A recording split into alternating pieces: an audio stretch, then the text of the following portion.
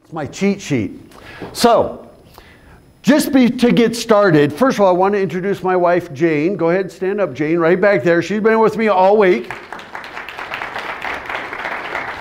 You cannot do an assessment without a woman in the car because they see things totally different than a man. And so that's really great. But before I really dig in, I want to do kind of a setup for a few minutes. And then I'm going to tell you what we saw. And as Tina said, you know, this is kind of a no-holds-barred assessment. This is what we saw as a first-time visitor, the honest truth. And so sometimes there might be some things that get people to squirm, but the focus is what do we do to make it better? But I wanted to start with your governor, who really has his 25 by 25 program in full gear and has all the state agencies on it. And that's 25,000 jobs in rural Utah by 2025. And both he and your lieutenant governor are both from rural Utah. And then at the state level, I met Vicki Varela. She's your state tourism director. When she first came into the job, we were both sitting on the board of the U.S. Travel Association. And she goes, Roger, one of my primary goals is to help rural Utah. Yes, we're hanging our hat on the Mighty Five, these national parks that have made Utah one of the most visited states in the country, but we want to be able to spread them out. And so Vicki was really instrumental. She created a program called Rurism, Rural Tourism. And by the way, they are a 50% funding partner of having me come here.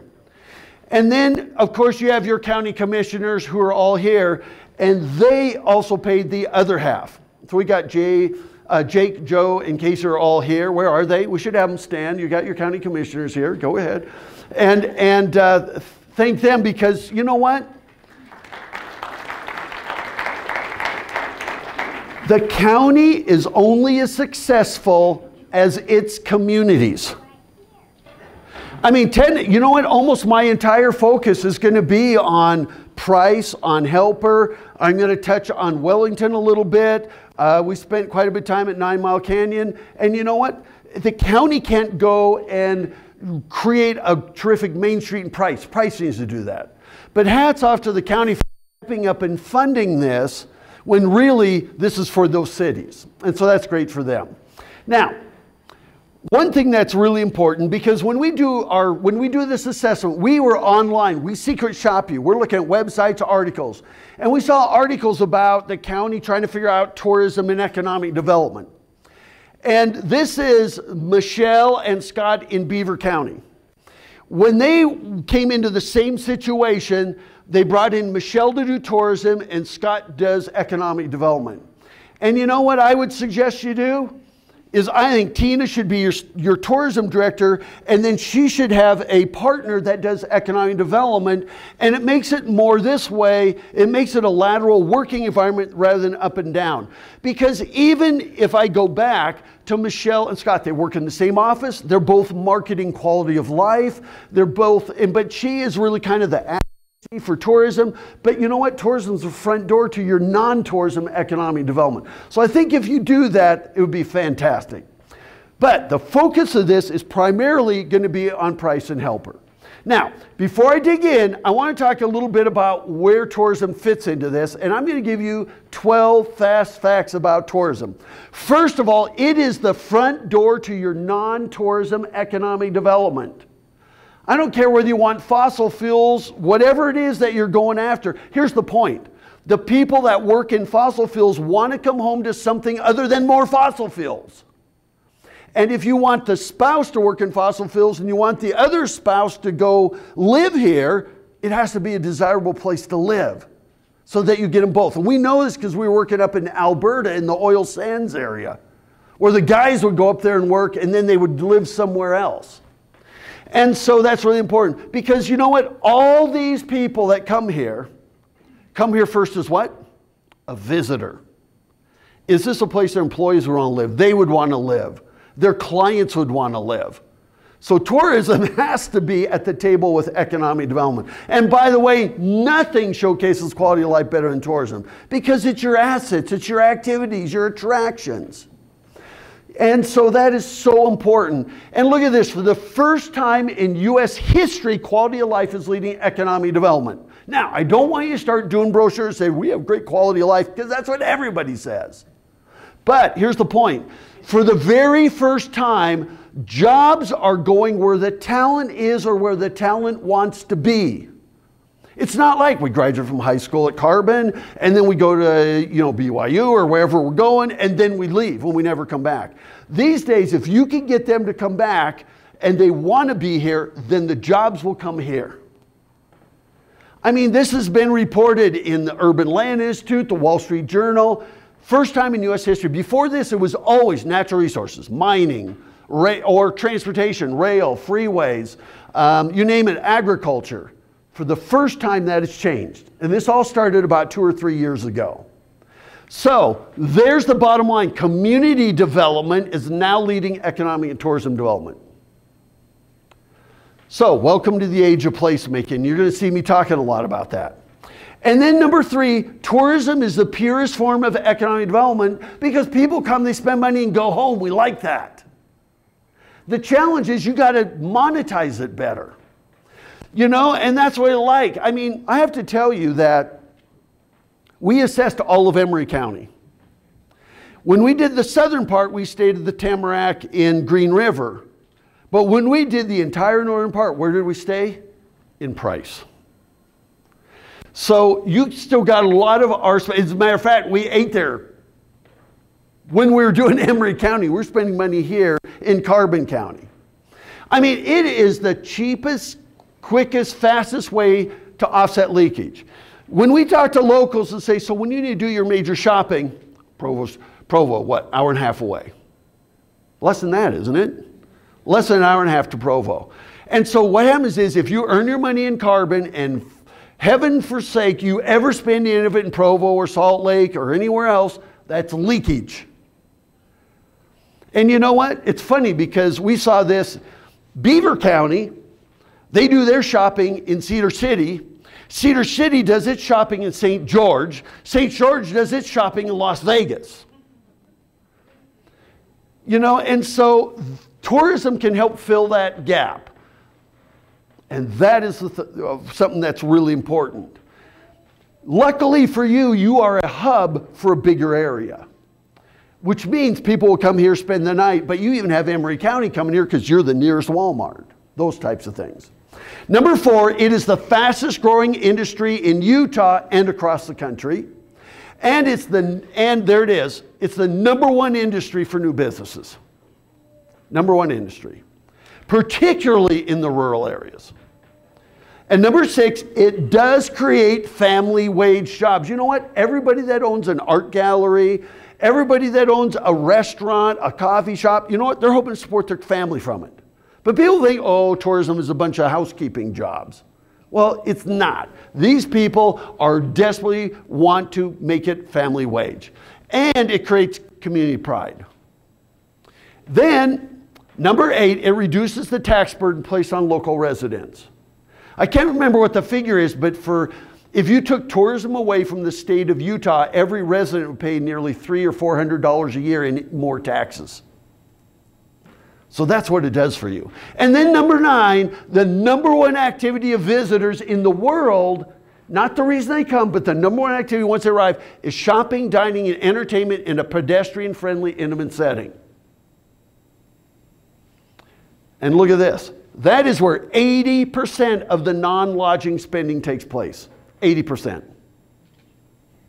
Why do you think Disney put Downtown Disney outside each of its parks? To get that 80%. And by the way, that means downtowns have to be at the table. And it is the litmus test for site selectors. You know what they do? They come into your downtown, and the health of your downtown economically is how they gauge the health of the community. That is a huge challenge in Price. If I was a site selector and I came into these towns, if the second within 5 minutes of being in Helper, I would have gone, we're here. Because of what they're doing. And then, if you don't hang out near downtown, neither will visitors. So it's always community first. I mean, they're the heart and soul of community development, our downtowns. And number 12, tourism must play an important role in your long-term strategic planning efforts. So when we're online, we noticed that the county recently did, I think it was the county, did an economic development plan. Tourism wasn't even mentioned. You need to go back and do some rewrites because it is the front of everything you're doing. And then I want to talk about downtowns for a minute. I'm going to dig in. I'm getting there. Here's one thing that's really important. Every single elected official in the United States, from the president on down, is charged with improving the quality of life for its citizens. As a country, for your governor, for the state, your state agencies, school boards, city, county commissioners, city, town councils, that's their job, is quality of life. And downtowns create this sense of community. It's your third place. It's the nucleus for your community. We are in the age of third places. The first place is the place we live. It's our home. The second place is the place we go to work. The third place is where we go to hang out. And we're not talking about bars. We're talking about places where you can just hang out with other people. You're going to see this. This is the age of third places. If you want your millennial generation to come back, you need to be a place that has places where people can hang out and spend time.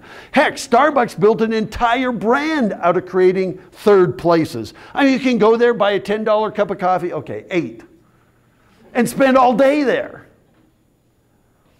And then, by the way, downtowns can help reduce that leakage if you've got the shopping and dining. And by the way, downtowns are never going to outcompete Amazon. But it's the quickest way to reduce leakage is at least do some of those things that you have in your downtowns.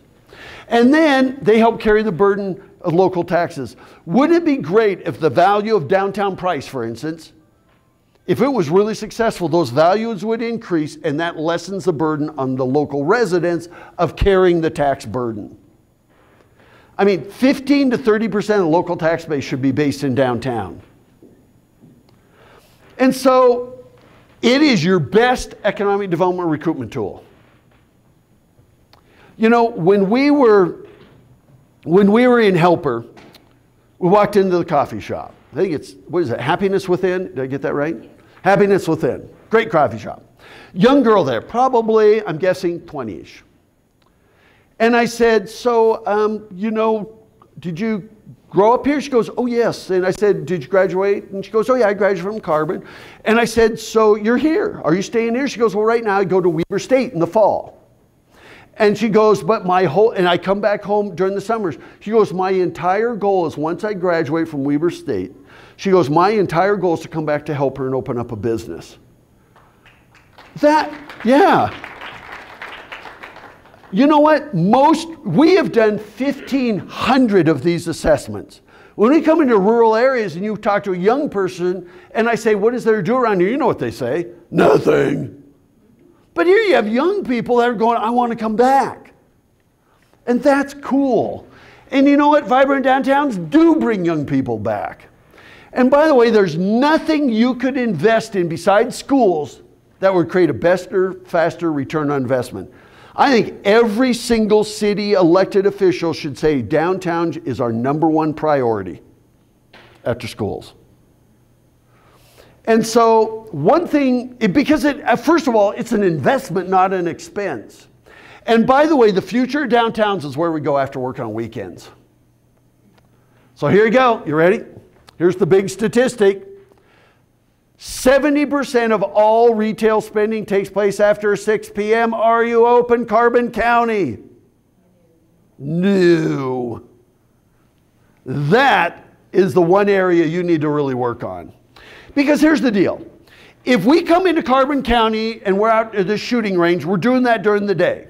If we're here because we're playing in a baseball or softball tournament or soccer, whatever it is, we're doing it during the day. We might come into the county and play around a golf. We're doing it during the day. We might go out to 9 Mile Canyon. We're doing it during the day. We come back at 6. We're ready to spend money and you're closed. Even your locals, you're at work during the day. And then you wonder, well, yeah, I guess we better go to Provo. You know, or you wonder why, I mean, how late is Walmart open? 11, 12? You know where that statistic came from? The National Retail Federation. You know who's in the National Retail Federation? It is the Walmarts, the Safeways, the Walgreens, the CVSs, the big boxes. That's why they're all open late, and yet your downtowns are closed. And by the way, overnight visitors spend 4 times that a day visitors. 4 times. So, finally, one thing that's really important is marketing will bring people into this county once. That's it. The only thing that ever brings them back is what is the primary activity that pulls us here? What else do you have to do when we're done with that one? And then your amenities like parking, restrooms, visitor information, and then the people they interact with. That's it. So there you go. There's my opening. So now, our goal with this assessment is to answer those questions. And so we have been secret shopping you since Monday. We did not talk to Tina first. We talked to her on the phone about the workshop and kind of how it works, but we did not talk to her. There's no heads up. She didn't say, make sure you see this, make sure you do this. We're coming in just like anybody else. So no heads up, no input on things to do, places to stay, nothing.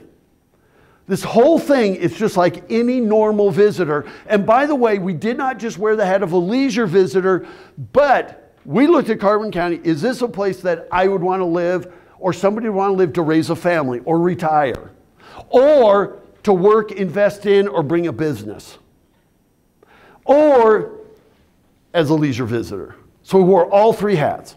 Just to give you an idea of what we've done, we have assessed 1,500 communities around the world.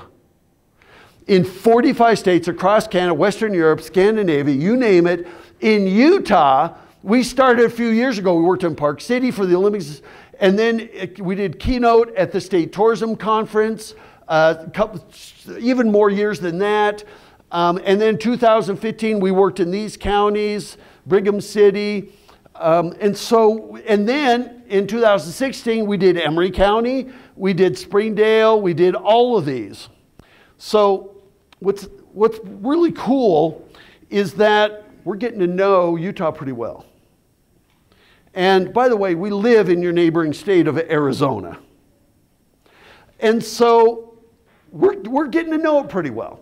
And then this year and last year, we did boot camps in Kanab, San Juan County. We did an assessment. I mean, we've assessed almost everything out of the Salt Lake Valley now. When we do this assessment, we look at your marketing effectiveness. We look at county website, tourism website, economic development. We look at your city websites. We looked at all this stuff.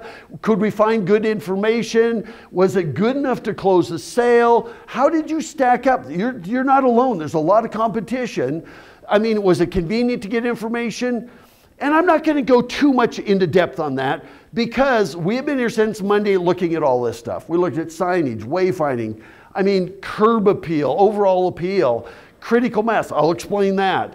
I mean, what was it? Parking, restrooms, information, attractions, what is there to see and do? I mean, customer service, all of that. So you ready? Here it comes. Ready or not?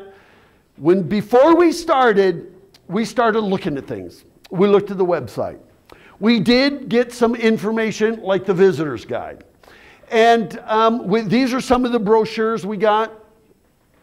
And so we used these, we looked at them, and used them kind of as our guide. I'm not going to go into too much detail, but one thing that I wanted to point out is, first of all, this map. And you know, I should have pulled these out. Nowhere on that map does it say that it's for off-road vehicles.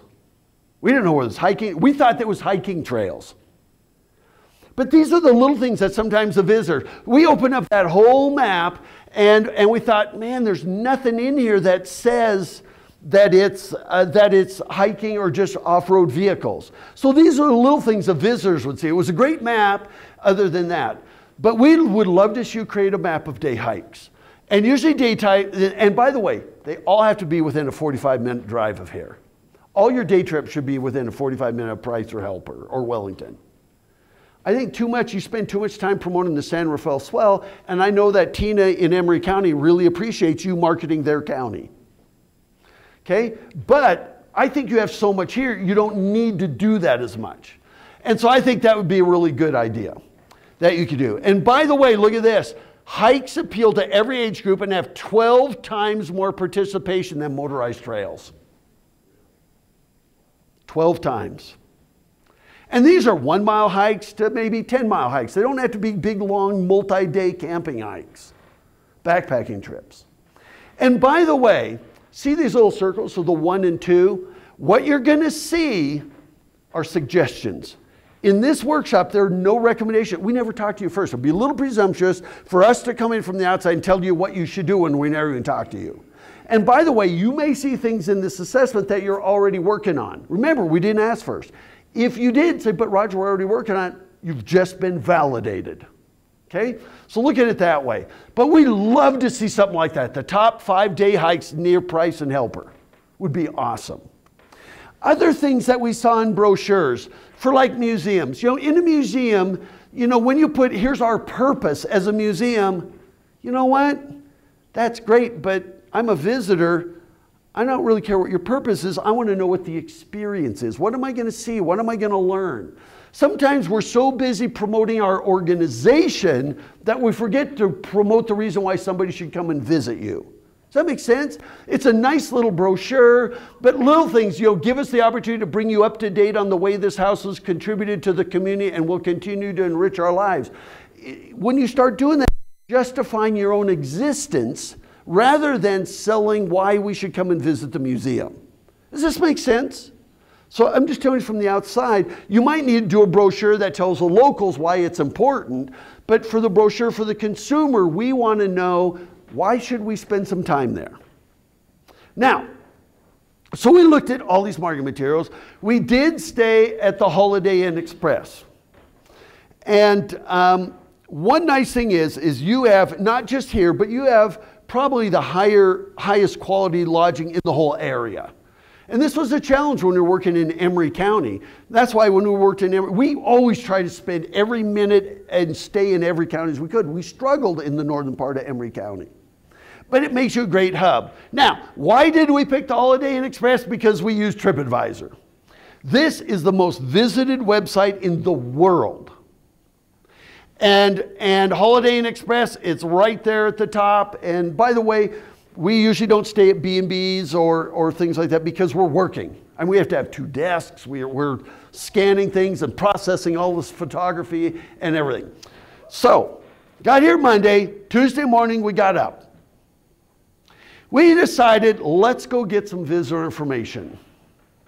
So we're coming into Price. Of course, we're coming right downtown. We see the sign for visitor information. And then we came to your official visitor information. And I went, oh my God, really? Really? One challenge, this is not a good first impression, and it's very misleading. I think that you should always put, I think this needs to say, visitor information, a private business. Because what you're doing is you're doing your customers a disservice. And by the way, it wasn't open when we were there. We've got all the curtains there. I don't even know if it's in business. I don't even know what kind of business it is. But when you put words like Eastern Utah Tourism and History Association, we assume that's the official visitor information. And I don't think that's smart. I don't think that's wise. As a matter of fact, if they won't do it, I would pick up the sign and put it after their block. Or what I would do is put visitor information left 1/2 mile or whatever it is. That's an easy way to get around it. Just put left 1/2 mile or 3 blocks or something. Just something that says that this isn't the official visitor information. Because no offense to them, we want businesses to succeed and to work, but it isn't a good first impression and it's misleading. Now, if you come down Main Street, I think it is, what you'll see is this visitor information. So if you come down here, you turn left, you come up to this stop sign, and there's no signs for visitor information absolutely anywhere. Do you see any signs for visitor information? We did this several times. And by the way, there is a sign, but it's back here behind the power utility things. And so I'm going, and by the way, even if you're so small, you can't see it. So luckily we saw that because we did it twice to try to find visitor information. The second time we finally saw that little sign. And by the way, we thought the administration building is stunning. We just went, wow, this is pretty cool. So we did walk in and we did see this right there. This right here sent alarm bells up. Visitor information should never, ever, ever be on a second floor of an administration building. Now, one thing you could do, but I think it's great that you have it right there. I would love to, and by the way, Tina, this is actually, these doors open like 24/7, right? We would never know that. We would assume it's a county building, it's closed at 5. But you know what you could do? You could put a sign there. I would actually put a little brochure. I'd put a sign there that says visitor information brochures and guides, open 24/7 with a little arrow pointing inside the front door. Now I know for some people say, oh my gosh, if we do that, are we opening ourselves up to vandalism? We've seen many 24/7 visitor information centers. Every once in a while somebody will go in there and think it's really funny to throw all the brochures around.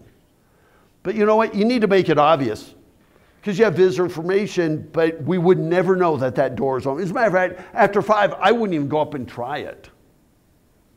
So that's something you could do. Okay? These are all just suggestions. Now, once you go in, there you go.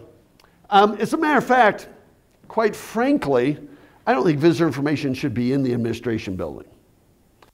Here's the thing about visitors.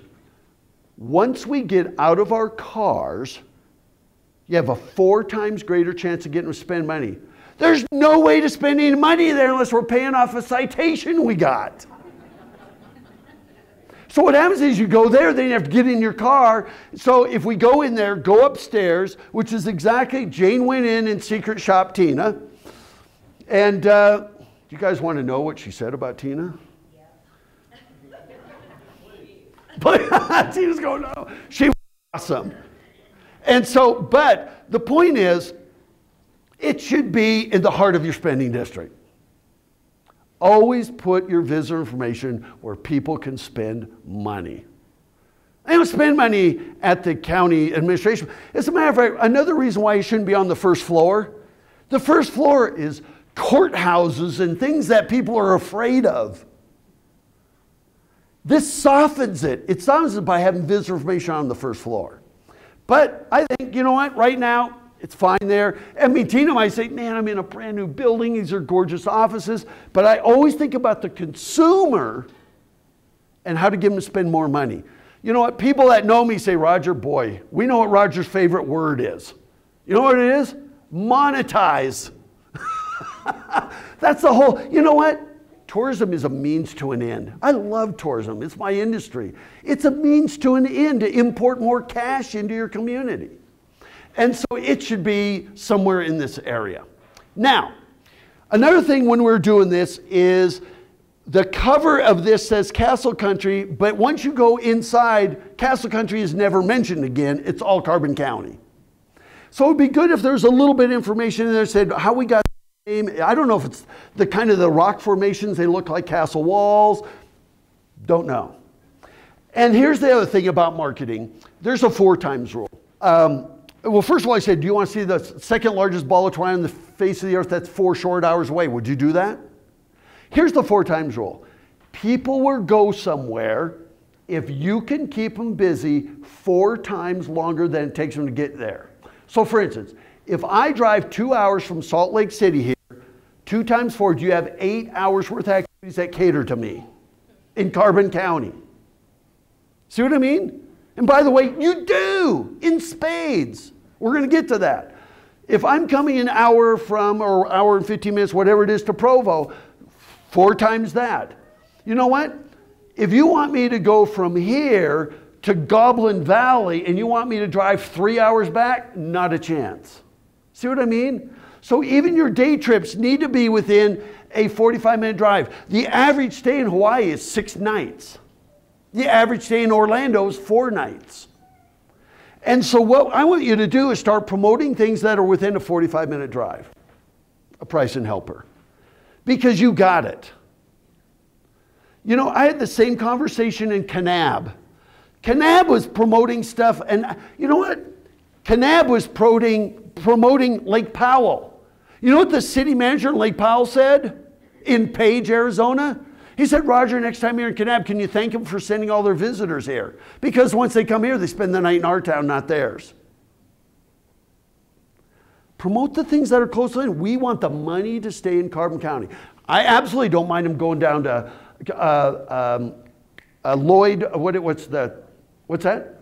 Cleveland Lloyd Dinosaur Quarry, which is in Emery County, because it's close enough that they still come back here. See what I mean? I mean, you could even promote Joe's Valley, which is one of the top bouldering destinations in the Western United States near Orangeville. That's right on the edge of that 45 minutes, but you can still be the hub for that. So I just wanted you to start to narrow your focus. So we decided after we went to, and by the way, Tina did a great job. So she was really helpful. And then, of course, I came in and crashed the party. And she goes, oh, have I just been set up? And so we did use the guide, and it did a great job promoting 9 Mile Canyon. I'm not sure why I wanted those to come up individually, but this is in the bigger guide. So we decided on Tuesday, we're going to go check out 9 Mile Canyon. It seemed to be the very best of Carbon County. And I got to tell you, it is. So we went out there. We did see 9 Mile Ranch. And the way I would start it would be, I would say, we want to welcome you to Castle Country. I think that's still fine. By the way, has anybody in this room ever gone anywhere because it was a county? Raise your hands. Come on, all at once. All at once. See, not even the commissioners are raising their hands. Door County. What's that? Door County, Wisconsin. Know it well. That's great. Now, Door County, Wisconsin, and there's a couple, Brown County, Indiana, right? Those two have been marketing themselves as counties for 40 years, so it's stuck. So he's right. That's awesome that you know that area. Do a lot of work there. So what I would do is say, you know what? Our signature attraction is 9 Mile Canyon. You can stay in Price. You could stay in Helper. You could stay in Wellington. Or you might even go and stay out there on the trail, but you give people a choice. And so if they want the hotel, the nice hotel, they might stay here in Price. If you want more of a bunk and breakfast experience, you can actually do this out there. So we're still, see what we're doing? We're keeping the money in the county. You know, and so you can stay there, or you could stay right here in Wellington at the National 9. I mean, you know, and they got, I guess they got great breakfast there. And so I think it's so important to sell the experience, why we should visit, not the history. And that was a challenge with some of your brochures. Like this one here, it tells you, you know, that it's part of a 70-mile backcountry byway. There's several stories about how 9 Mile Canyon received its name, perhaps the most accurate, and it's a natural conduit through the brook cliffs between the river. Approximately 55 million years ago, the rock you see in 9 Mile Canyon, successions of people and cultures have lived here. There's no information about what there is to do. Your brochure should always focus on the experience and then say, while you're there, learn about our history. And so I want you to change your brochures about why we should visit it and the top things to see and do. And then, you know, we talk about, we have plant life and we have, you know, our most common animals, the deer family. We have predators, cougar, black bears, bobcats, coyotes, several fox species. You know, and you talk about they're presently low in number. I mean, we're going, okay, what is there to do here? Change your focus. You know, and so that's just, you know, I would reduce some of the descriptions. I think you could reduce these down to about half and then add more of them. Okay? So these are some ideas for you. And did we already lose Tina? See, she ran out really quick. No, I'm just kidding. So we used the map there, really good map. It was great. And by the way, there's a line that says the canyon was actually created by American Indian ancestors. Well, you know, I hate to tell you this, the canyon was actually created by God. is wind, water, sun, and time. They got there a long ways after that. So I just wanted to make sure you kind of clarify that they didn't actually create the canyon, but they certainly make it a wonderful attraction. See what I mean? See, I tell you, we're pretty critical, aren't we? But you know what? I wonder how many other people are reading that.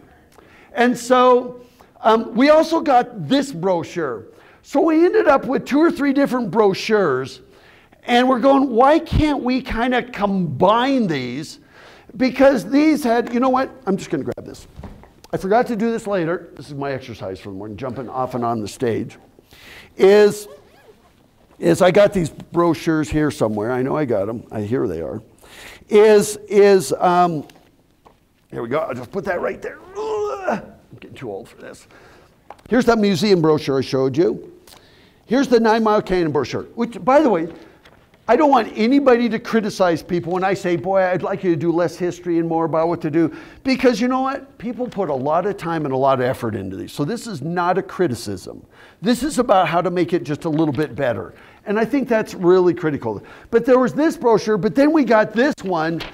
And I thought, why don't we combine these plus what's in the guide into one brochure to make it a little easier for us to use?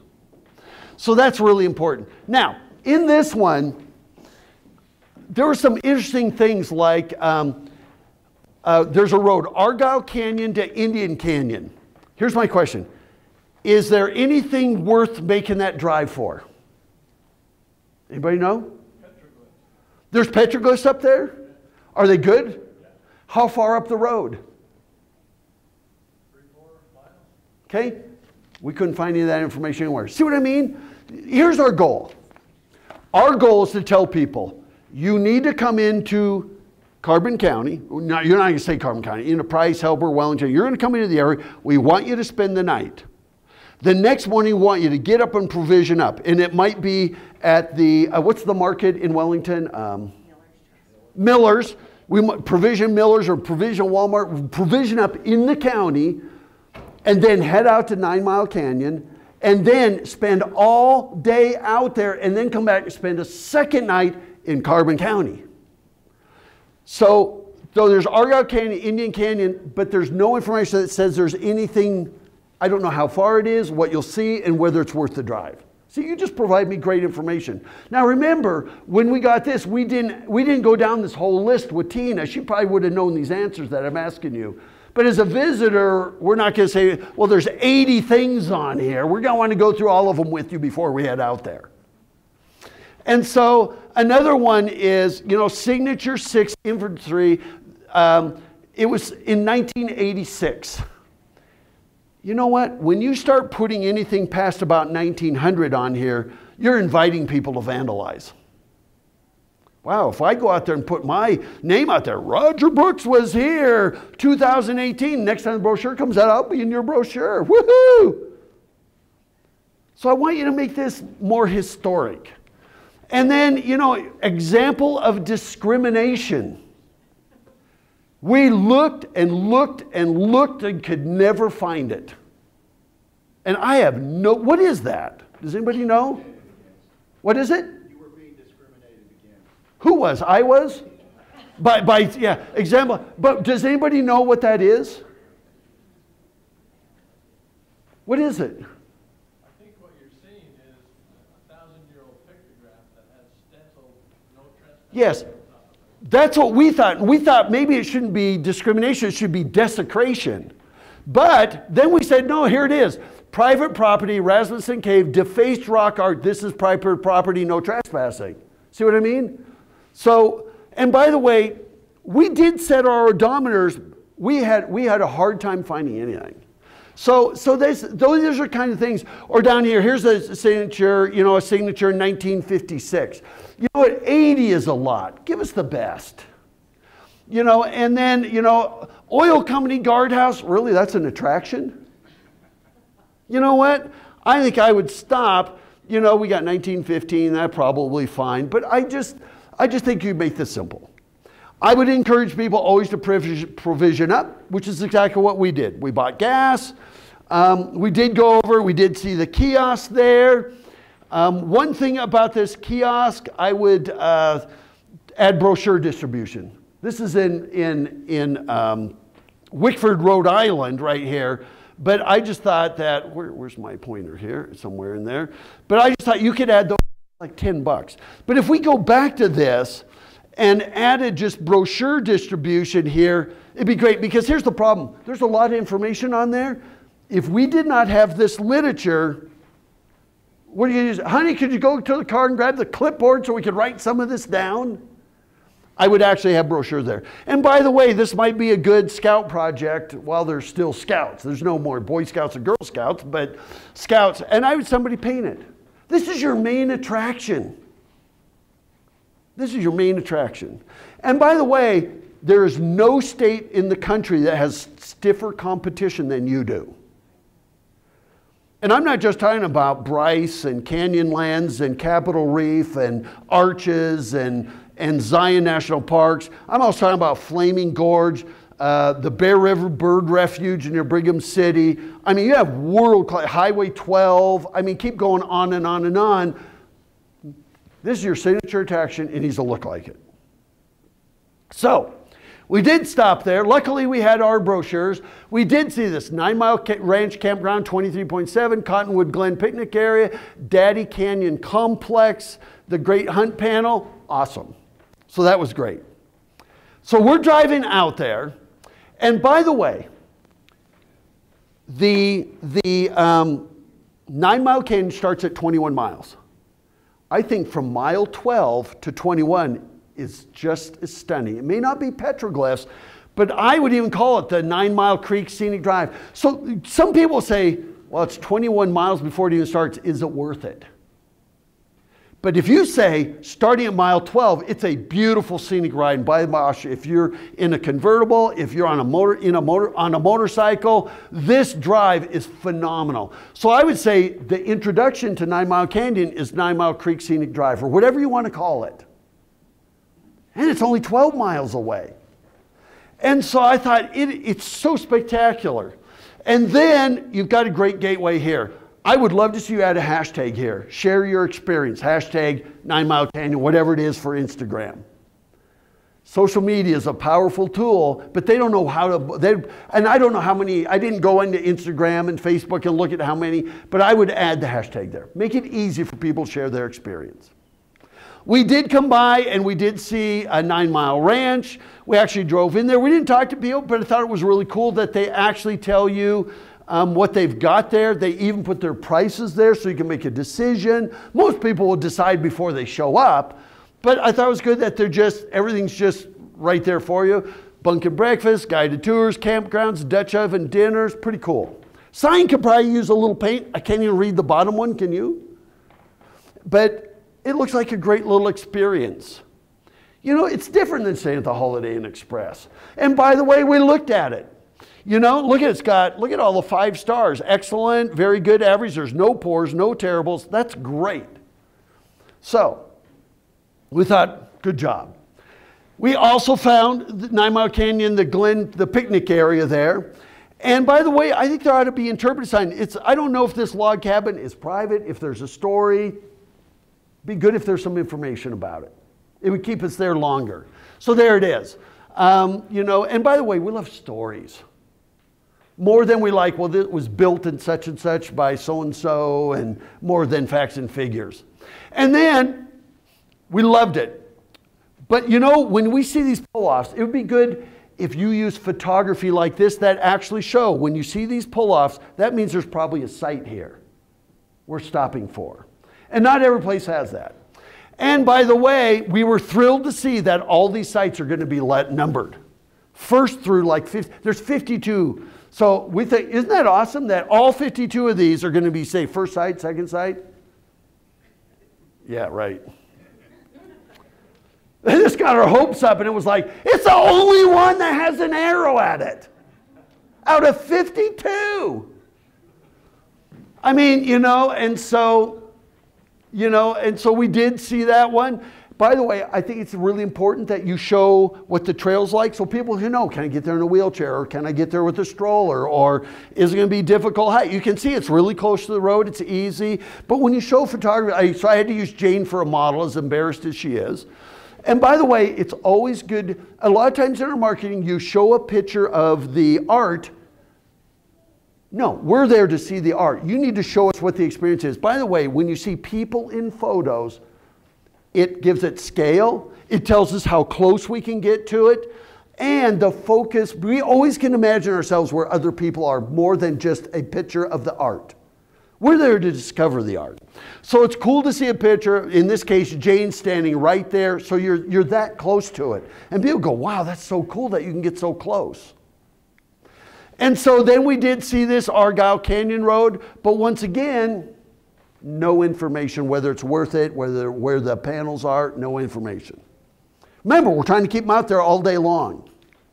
And then right here, I think it'd be really cool if there was some kind of app. I didn't check cell service out there, but I thought it'd be really cool. Like this is Balance Rock, right? What is it? Pig Rock? Pig Rock? How did it get Pig Rock? Peg? Pig. As in the archaeologists out there thought the thing up there looked like Porky Pig. Really? Anybody else seeing that? So why not tell that story? I know. I would have to drive out there and look at it and decide for myself. Right. But the point is, if you had an app, if you don't have time for interpretive signs, you could say, as you're driving on, there are apps now that will tell you, as you go on, that say a quarter mile ahead, you will see this on the left. You know, but this right here, you're right. You'd have to decide when you get there. But, you know, it would be really interesting. I wonder how much that weighs. You know, and I wonder, you know, how long that's been sitting there. Is it still eroding at the base? We want to learn things. I think it's really cool rock. And so I think if you did an app or some kind of thing, or even if you had a guide like this, but it just didn't list them, it actually talked about them, would be pretty awesome. That might make an awful long brochure, but I mean, that's a cool spot. And by the way, I'd probably call it Balance Rock over Pig Rock, because people are going to go, they're not going to get it. So that's just my impression. You know what? Your other sites, we couldn't find anything. Like this is one of, we even on our odometer, we went, okay, did I go too far? Did I go back? And what happens is we go a little further, we turn around, we come back. And you know what? After we did that once, all of a sudden our odometer is off again. So we go to a mile marker, reset it at 0. By the way, about 70% of all automobile miles don't have tenths in their odometers, their trip odometers. They only have full miles. This is why you need some arrows. You need something to make this a little easier, because we saw so many of these. I mean, I could see something carved in here, but I'm not sure. We don't know where these are. And so little things like even this. This one, it said in front of the truck. And you know what? I can pretty much see, I think there's some up here, and these are probably them up there. It looks like somebody's been shooting at them. But here's the point. Now here's another question for you. This is probably private property. Okay, is it okay for us to walk up there and look at it? Or should we just stay back on the road? These are things that you can do, and we dealt with this in Uinta County, I think it was. There was Kimball Ranch, which is private, and they have a lot of petroglyphs. But in this case, what you could say is, please be respectful that this is private property. However, you travel at your own risk, but the property owner doesn't mind if you get a little closer to that. I mean, you need to let us know. You need to help us have a good experience. Does this make sense so far? You know, and then, you know, and by the way, look at the scenery. It's stunning. And then, by the way, are any of these, while we're out here, worth a special trip off of the highway or off of 9 Mile Canyon? Any of them worth a special trip? Anybody know? See, if you don't even know, how are we supposed to know? But there might be something there. Okay? Now, I just thought this is such a great motorcycle. I could just see, oh my gosh, it's amazing. You know, I mean, it could be on, you know, whether you're on a bike, whether you're in a car, it's just phenomenal. And by the way, in your photography, you need to show roads. I would show roads like this. I'd actually show a car going down that road or motorcycles. People always relate to people more than they do just infrastructure. So with this, and I think this is, I love it. You might go, oh yeah, it's a pain. You know what? Number one, knowing that there's cattle on, as a matter of fact, there was some women out there, and at one point they were just parked in the middle of the road because the cows wouldn't move out of the way. I tried to get a picture of them, but then the cows looked back and went, all right, and they kind of moved over. But the point is, we love this stuff.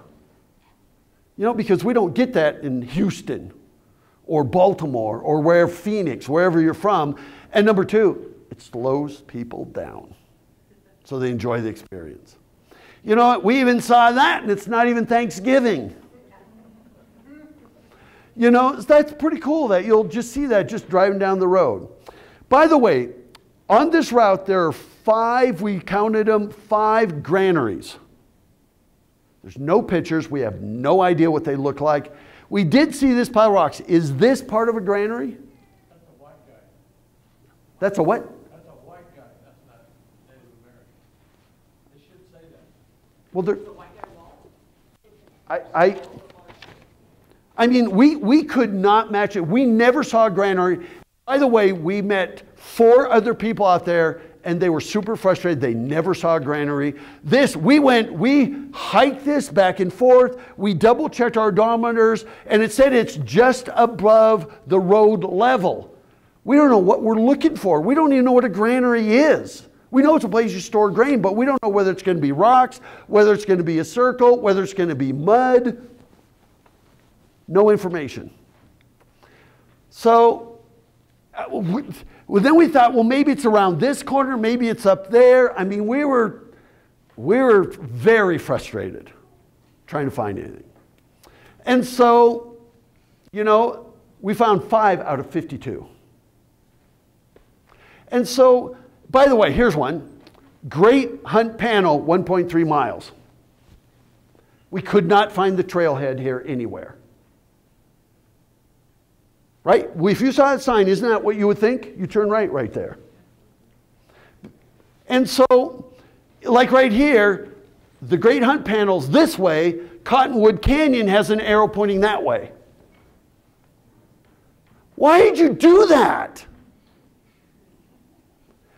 I mean, isn't the Great Hunt Panel down here in Cottonwood Canyon?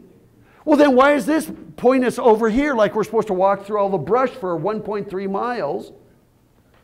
I mean, these are the kinds of things you just go, okay, you know what? I would go out there after we're done today and fix that.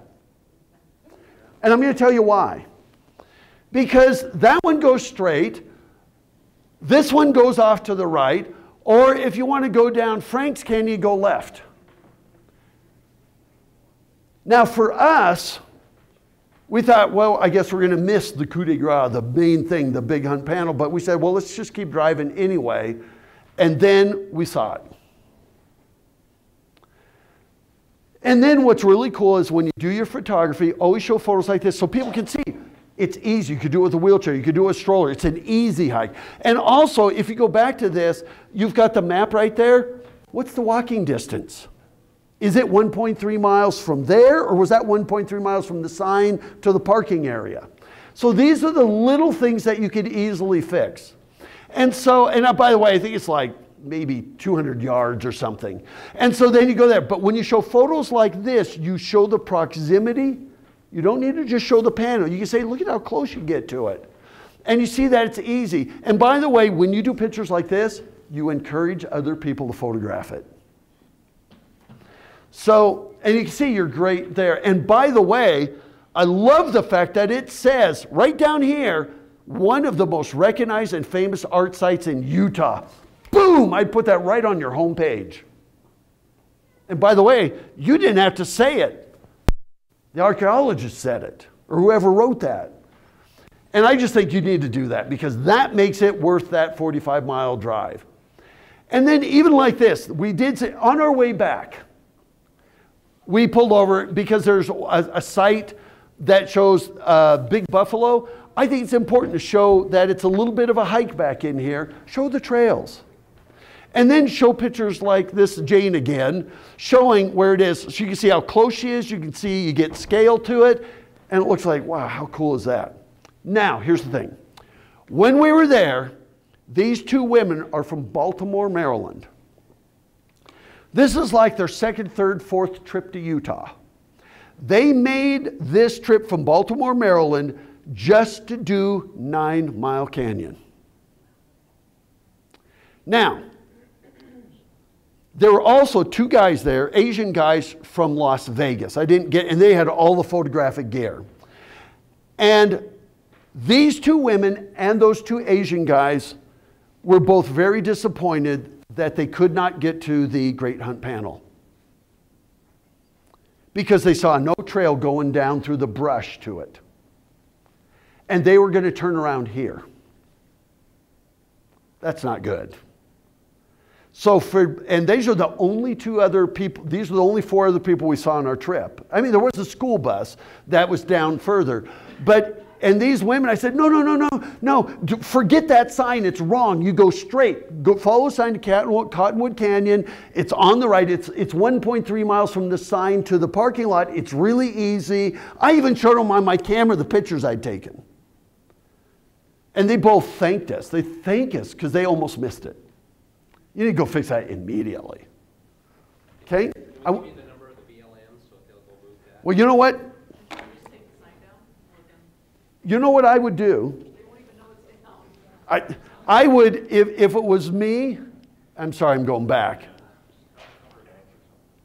If it was me, no, what I would do is I would just put a piece of paper over it with an arrow that goes straight.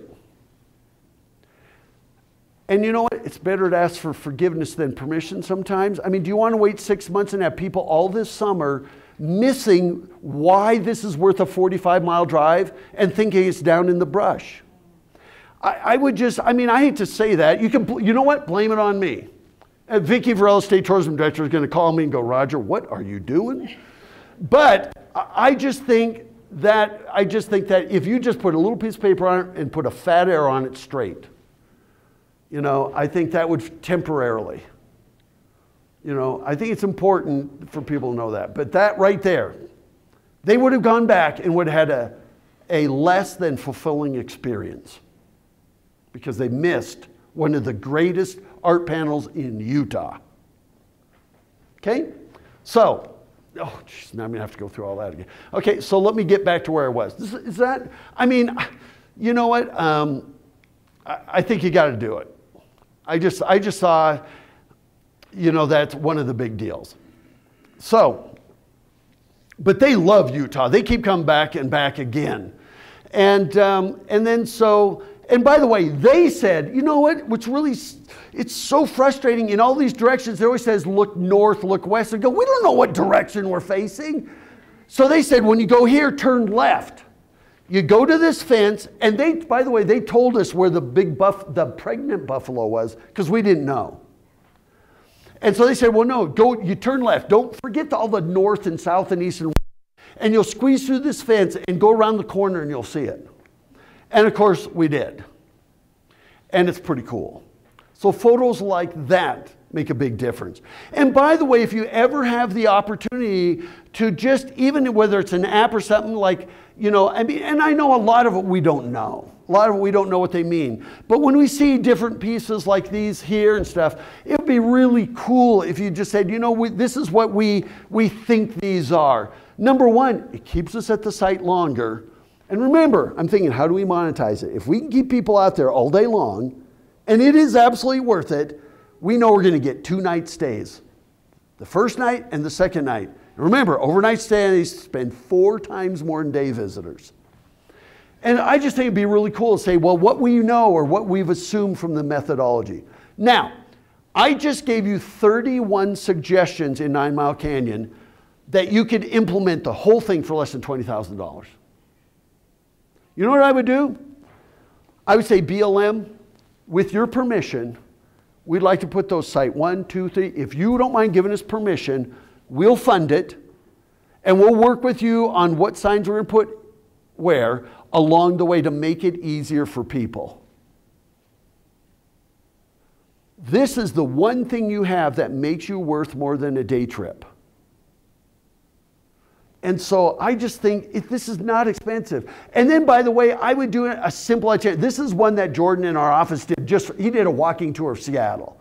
So don't, but you might have a big picture of the hunt panel there or I would actually do a picture of the route, 9 Mile Canyon or the scenic drive.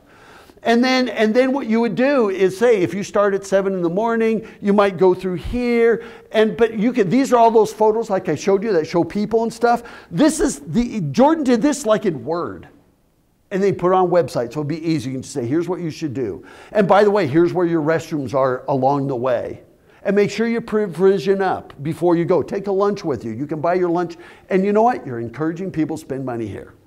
And so doing something like that would be easy, simple. Does that make sense? Any questions about 9 Mile Canyon? It's phenomenal. I'm going to call Vicki at State Tourism. By the way, Utah Office of Tourism we've worked in 45 of the 50 states. You got an amazing office. Because one thing that Vicki and Dave, her assistant director, have done is I went to a meeting there where we had the head of DOT there. We had BLM there. We had state parks administrator there. We had your trails administrator. We had all these people in one room. She is really working hard to get people out of their silos. If you need any help, Tina knows them in their office. They will be happy to help you with this. They might even say, well, look, if you'll put up the 20,000, we can put out, and I guessed at the price. Those signs aren't that expensive. But if you just do Site 1, and then I would actually do Site 1 and the name of it. And just a little arrow. Because we don't know by these tenths of miles where it's at. Does this make sense? Simple. And I'm not saying you do interpretive signs at everyone. If you have an app, then, because interpretive signs could be $1,000 for one sign. And so that's what you could do. Okay, Wellington.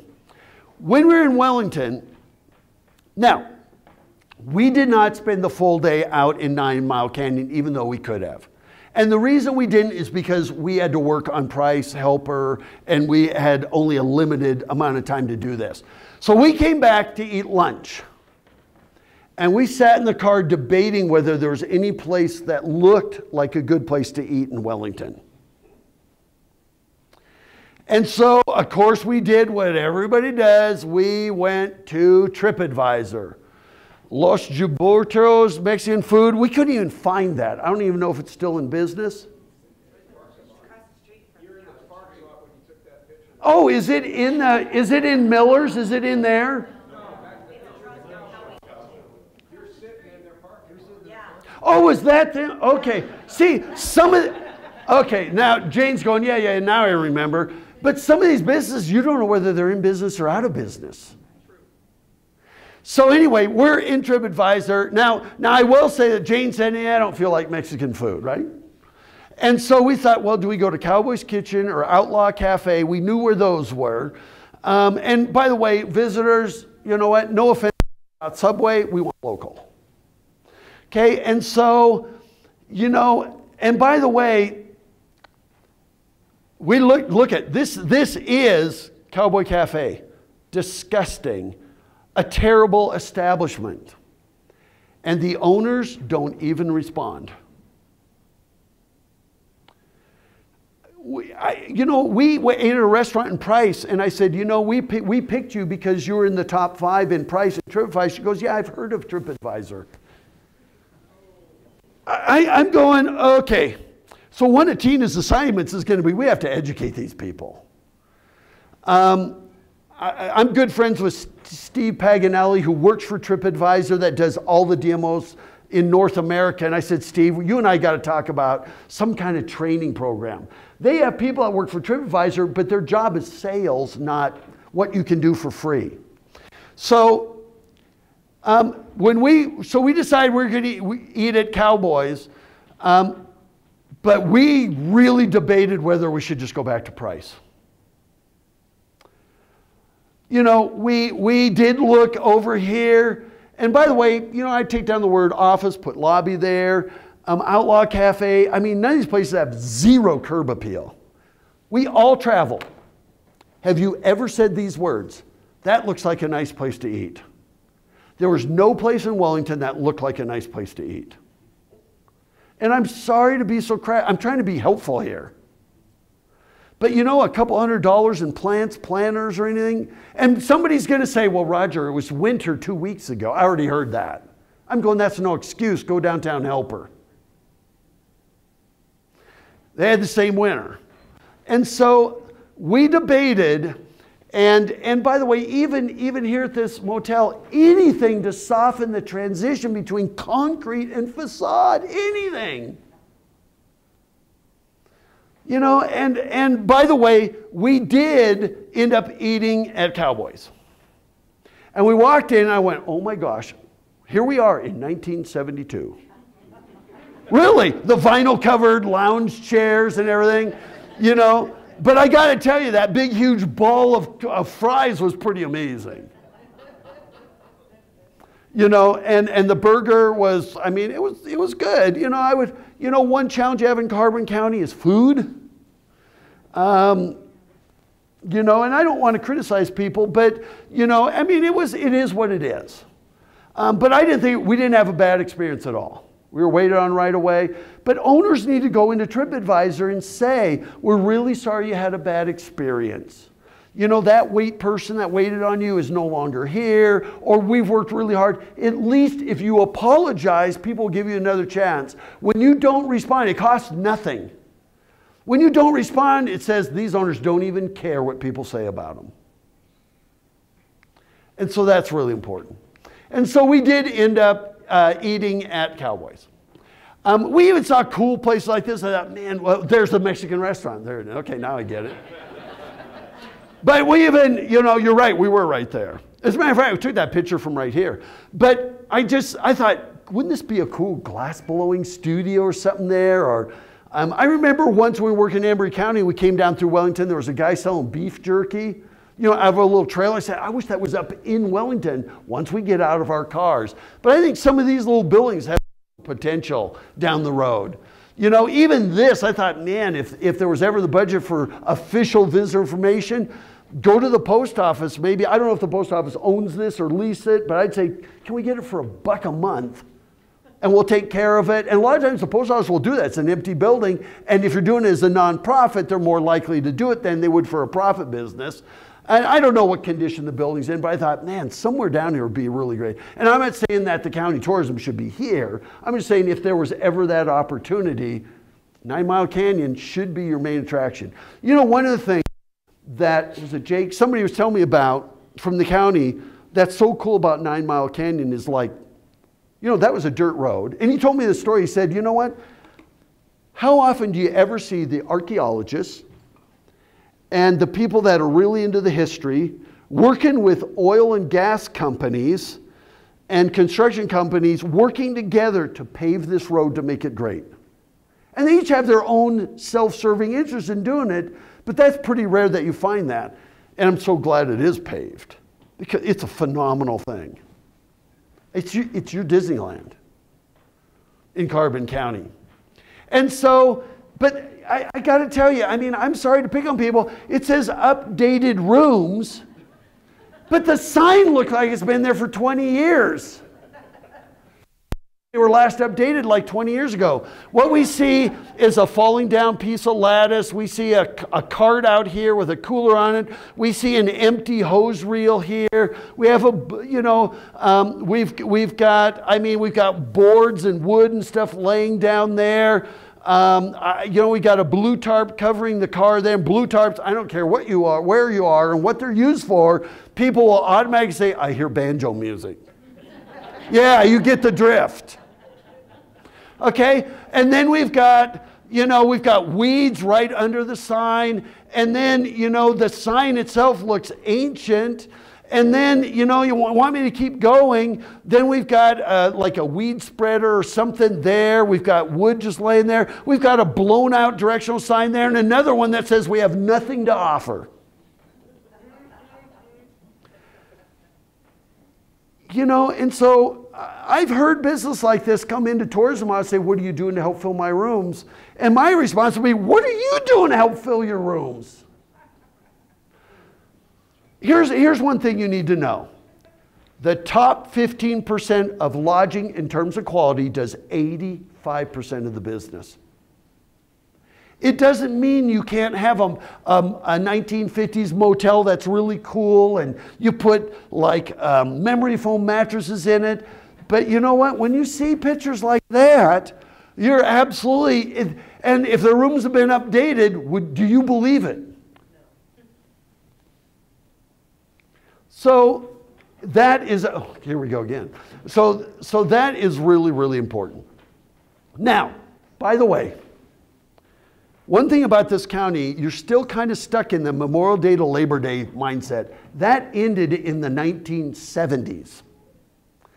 The peak months for boomers who spend the most money and can travel in the shoulder seasons is April, May, September, and October. A lot of your businesses aren't even open. They have the most disposable income and they travel in the shoulder seasons. So after that, we decided to head back into Price and Helper. On our way, we thought we got to go check out North Spring Shooting Range because this brochure, Simple Rat Card, closed the sale. Because I went, oh my gosh, even Jane, she's like the nicest person on the planet. She's kind of quiet. She's back there rolling her eyes right now. I said, would you like to do it? She goes, yeah. I'm going, really? Because it's every guy's dream to go grab pistols and go out there. But we saw that archery. My brother-in-law is huge at archery. I emailed him yesterday and said, I sent him this brochure. And he says, oh, I'd absolutely make a special trip from Phoenix to go there for this. And then I saw the Cowboy Action Town. I went, now that is so cool. Even if we're not into guns and stuff, it sounds like a really cool experience. And so those are the archery. I mean, those things, you know, Cowboy Action Town, and they even include easy directions to get there. And so, of course, we went there, and of course, we were there because I don't know what it is with Carbon County. I think your only hours in Carbon County are Thursday through Saturday. I can't figure that out. But everybody must check in Thursday through Sunday, 9 till dusk and everything. And of course, I did the wrong thing. I hopped over the fence and hoped there was nobody in there with guns. Now, I could have called Tina and said, Tina, can you make a special arrangement? Remember, we're secret shopping you. And by the way, so I did, and it looks like a very cool facility. I think that this is worth investing in. I think it's really cool. And by the way, somebody at some restaurant said they just had a big event that had people from all over the country here for that event at this shooting range. I mean, I'm sitting there going, oh my God, some of those things are like half a mile away. I'm going, wow, this is pretty amazing. And I just thought it was really cool. So one thing I did is I said, okay, I want more information. So I went to the county's website, which, by the way, does a really good job. I mean, they had this, and you know what was really cool about this? Look at this. It actually gives you a 360 view of that cowboy town. And, you know, and I would imagine that some of these are where the targets are. Like, is that where a Target is? I'm not too sure. But anyway, I just thought, really cool job closing the sale. Good job, county, for that. You don't usually find that on a county site. And so anyway, it looked like a great experience. I would, you know, your sign here's a little bit rough. You know, but it says Rifle Range, Law Enforcement, Castlegate Town. So where's the archery? Is it here too, or is it somewhere else? And as you travel down to Castlegate Town, you can see 3D archery signs. Okay, but that's if the gate's open, right? You can, and you drive down, okay. And I understand that. But I do believe, and it could be that during maybe the peak season, it's open longer. But remember, peak season for all of you should be April, maybe April 15th, tax day. You know, maybe mid-April to the end of October. No more Memorial Day and Labor Day. Okay, but once again, and by the way, I assume these three things were through the gate and that the other things were in some other location. So we came back into Price, saw the gateway sign, nice. And no comments there. We decided to check out the golf course. So we did go there, and all over Utah, I've done the same spiel. Is it 9 or 18? Is this 9 or 18?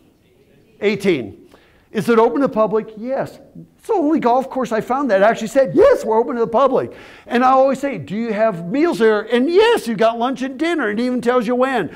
They're a little bit better. They go Wednesday through Friday instead of Thursday through Saturday.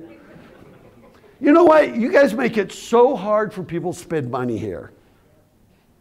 So now we're going, okay, I guess we should just go there Thursdays and Fridays because now we can get golf and shooting range. See what I mean? You're doing yourself a disservice by all this jumping all over. But they did a good job. It looks like a nice golf course. They did a good job promoting what's coming up. I haven't seen that at other golf courses. And I walked around. I mean, it's phenomenal. Now, is this publicly owned or is it private? County owns it? Good job. Well, the county owns it and then has a golf professional runs it, right? No, the front half is private, the back half is. Okay. Well, you know what? This is the age of public-private partnerships. That's awesome. That's awesome. Love it. And so anyway, nice job. I mean, it just looked like a beautiful course. I was shocked there weren't more people. I mean, this week it's been like in the 70s every day. It's like, are you kidding? This place should be packed. Now this here, I don't know, is this like a banquet room for weddings and stuff? Okay. Yeah, I know the restaurant was over in the other one, but this is more of just a meeting hall. Oh, it's in here. There's a snack shop where you've seen. This is the snack shop. Okay, that could be a little bit clearer, but you know what? They did it better than most golf courses in identifying what's there and where it is. Now, as we left there, we came down Highway 6. And we start seeing billboards. And you need to redo all of the billboards. First of all, 4 seconds to read a billboard. This applies to you in business. 4 seconds. Never more than 8 words. You could do 14 if it's close to the freeway and have long viewing distance. This one is we're going around the corner. And by the way, this has more than 20 words on it. By the way, you're seeing me out of the car with the telephoto lens and I can barely read the word museum. So like on this one, I would still have a bulletin, but I would put go back 3 billion years. Is that right? 3 million? Yeah, 3 billion. Yeah, I gotta count my zeros. And I would put next exit, prehistoric museum. 4 seconds. Okay? You know, this one here just needs to be totally redone. You know what? Number one, you never use more than one photo on a billboard ever. Okay? Number two, I can't even make these out. It's hard to read these. And you put a great place to explore. We have a wave pool, museums, we have history. You're in Utah, every place has history. It's not unique to you. History is usually not the primary reason we come. Usually, for some it is. If we're looking for ancestry, we're doing genealogy, absolutely. But generally, history is something we want to know about once we arrive. So once we're in 9 Mile Canyon, tell us about the history. And so for this one, Price City, great place to explore. It's just hard to make out. I don't even know what this is. I think it's part of a logo or something. It's just too busy. If I would have had the time, I would have redesigned them for you. This is it up close. But there's no way you could make this out when you're driving down the freeway at, what's the speed limit, 65? And everybody's going 80, this is Utah. Okay, 85. And you know, and so, you know, wouldn't it be cool if this just said, your base camp to the famous 9 Mile Canyon, next exit, welcome to Price. That's what I would do. Always market your main thing. Okay? You know, this one here looks like a print ad. And by the way, we've got everything you exit now because the trees have grown up in front of it. And by the way, that's impossible to make out as you're going by as well. Now you have to remember, we're also looking at highway signs, not just billboards. And so this one I would do. You know, I would, and by the way, I want to make sure that everything that's on these billboards, and I know that, I don't know who did these, what organization, make sure you promote things that are in Carbon County. Do not go promote Moab or somewhere else. Don't be a gateway. Hear that, Helper? Don't be a gateway. A gateway is something you pass through to go somewhere else.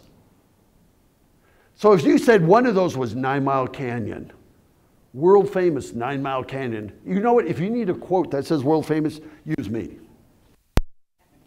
World famous 9 Mile Canyon. Do something like that. But just, we've got everything for you. We've got everything, I don't know what it says back there for you. But what's that? It says except for you. Oh, we have everything except for you. Exit now. It doesn't tell me why I should exit. It doesn't give me one good reason why I should. So, when you do billboards, ever been on Interstate 80 past Park City, heading into Wyoming? You know where this is, Great America? You know what? There's no town there. It's a truck stop. It's got a gas station, a hotel, a restaurant, and a gift shop. They put out these signs on Interstate 80 with these, which are now 50 cents. And a few years ago, I contacted them, and you know what they said? I said, I want to know what those billboards do to you. They said those, at the time they were 35-cent ice cream cones. It said those 35-cent ice cream cones and spotless restrooms translate to a $12 million a year in non-ice cream sales. $1 million a month.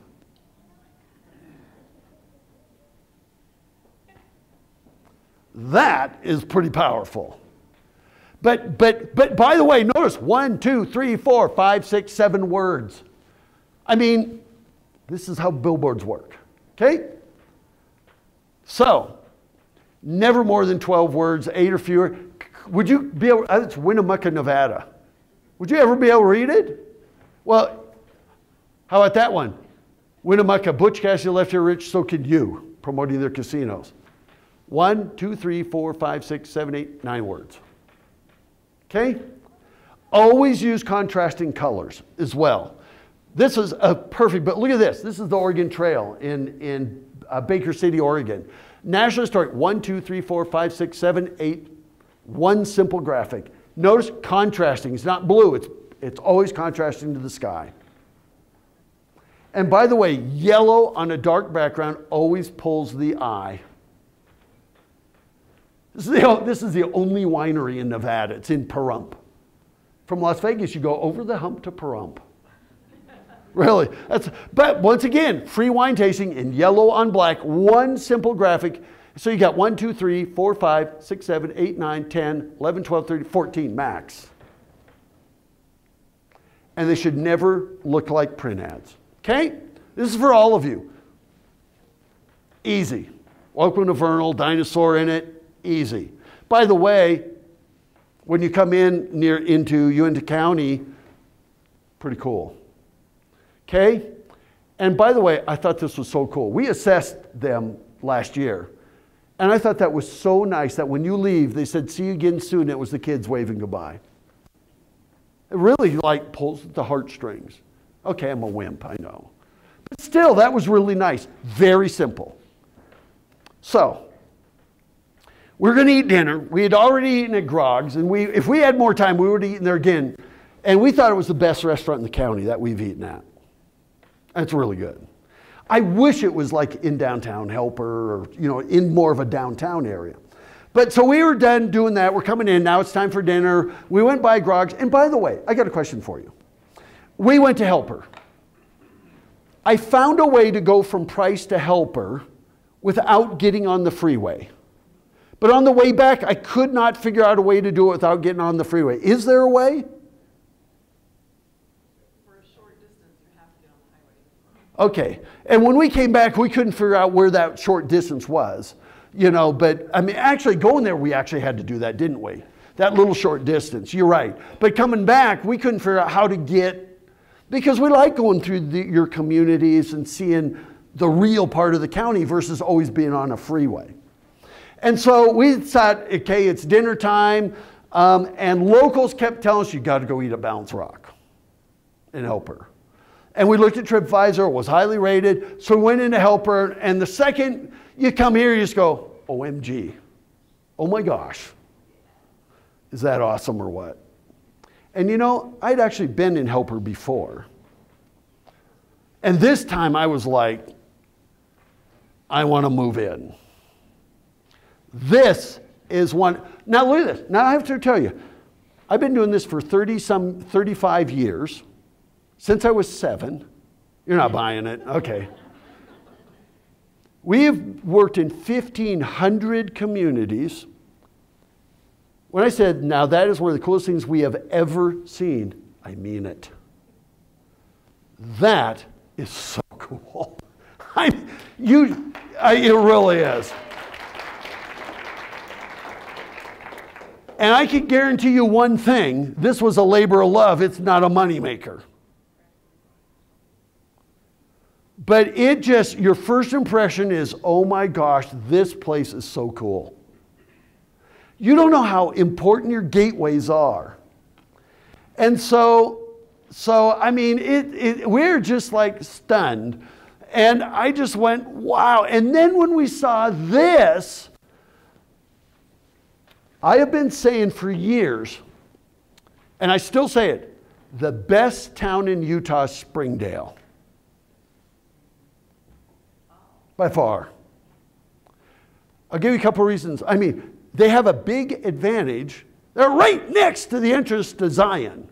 However, did you know that nearly a third of the visitors to Springdale are going to Springdale as the main attraction, and while they're there, they'll go walk in Zion National Park?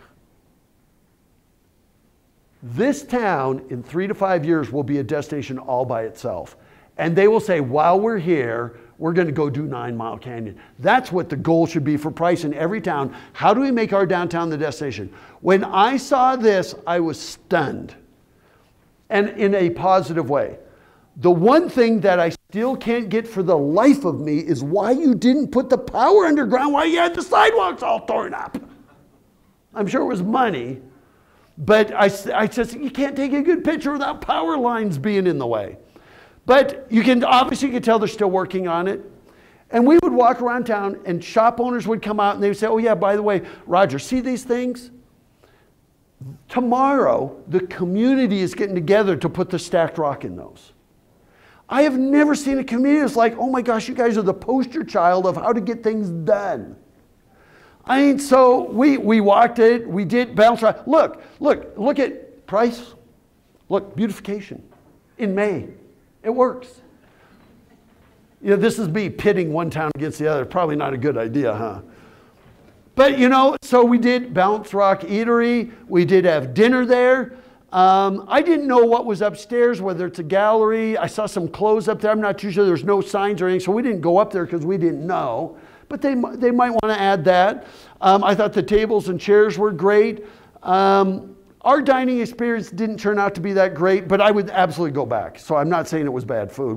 What we had just didn't work. But a great place, just a great atmosphere, and you can tell this is busy on it. And by the way, it was so cool. We saw Amtrak pulling into town, and when it stopped, I went, "Yes, Amtrak is stopping in Helper," because you know what? People love that. And by the way, where's this train coming to and from? Does anybody know? Salt Lake and Denver? You know what? I can tell you what, and there was like 2 or 3 people got off the train.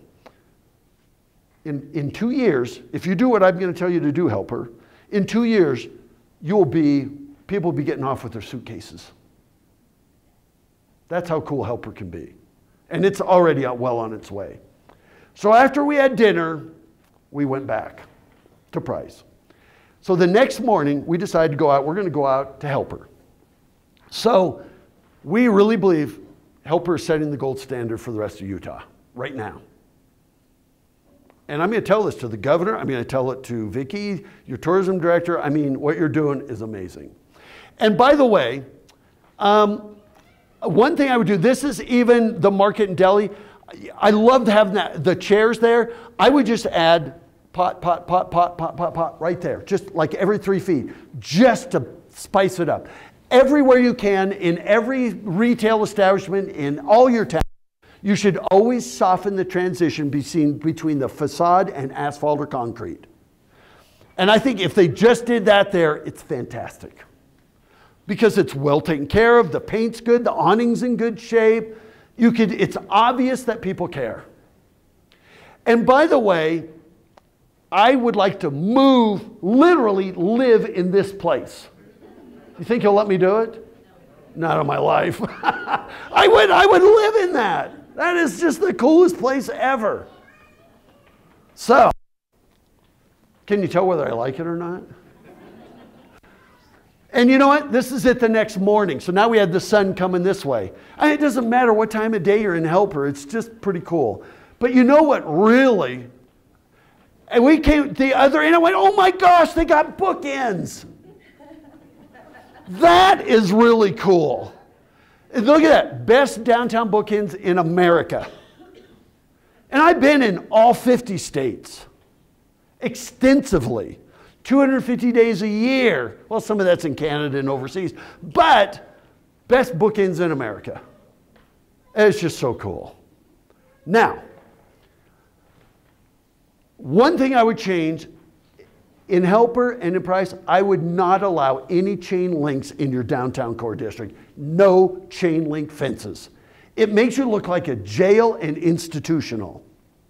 However, because why do you, I mean, I understand you don't want to be vandalized or whatever, but you know what? You're in Archtown. Why about fences like this? Or you want to do something inexpensive? Even fences like this, at least I could take pictures of the cars without having chain link in front of me. And this has wood. You could make it whatever. I mean, even these, they make fences like this, and this here is wrought iron, but they actually make these out of vinyl. So they won't do anything. Or even a fence like this, but no chain link fence in a beautiful downtown historic town. No. So that's the one thing I would change is get rid of the chain link fence. This poor guy here is out of jail, but his buddies are still in jail. But just awesome. I mean, it's just incredible. And another thing that was so awesome besides those bookends when you come in is that you see this, and these are incredible. Love them. And we love the fact that, why is it, most people in historic downtown says, everything has to be brown, beige, and gray. We love the fact that you're in our town and you have pastel colors. Look at the color of the doors. Amazing. And you know what? I bet there was hell to pay for doing that, wasn't there? Was there? No? People said, okay, good. Good, because I think that is just incredible. And by the way, for the rest of you, we heard, oh yeah, we're going to start landscaping them this weekend. I mean, I've never seen a community so engaged ever. And so I just thought, wow, now could you convince these homeowners at the other end to do the same thing? Even if you help them, then you'd have the 2 gas stations, you'd have 1, 2, 3, 4, 5 homes on each end. And they would just, I just think it would be fantastic.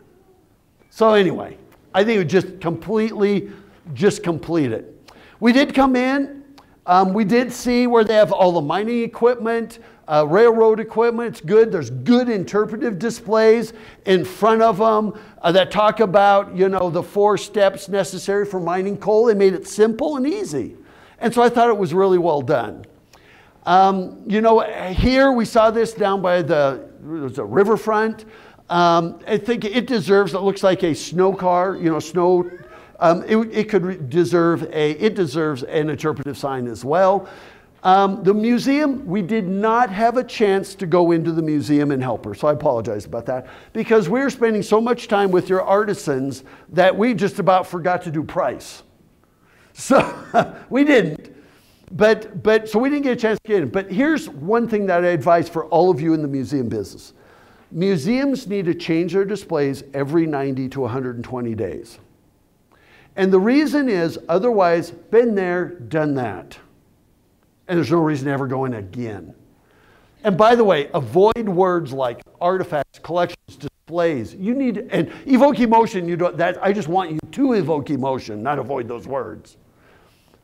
So, it looks like a great museum. Great job here with the interpretive panel. This is down where the other machinery and equipment is. I would love to see brochure distribution added to this. This is one I took in Rhode Island. Just a little panel like this would be great.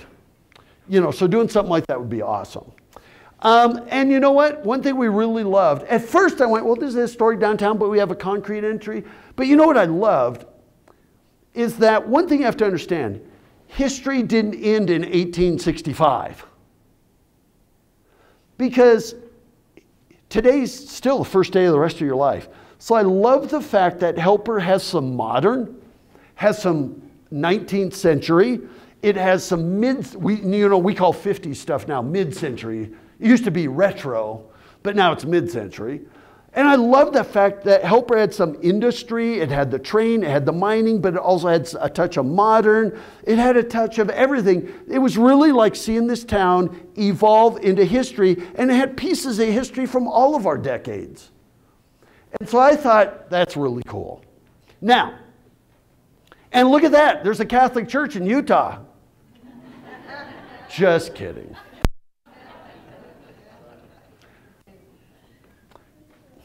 I usually don't say this, but you know, this is a Mormon that married a Catholic. By the way, 6 kids in her family, 7 in ours. What does that tell you? Anyway, just love the mix. This building, I think, is it called the auditorium or something? Helper Civic Auditorium. It's what? Helper Civic. Civic Auditorium. And the library is also in there? What is this used for?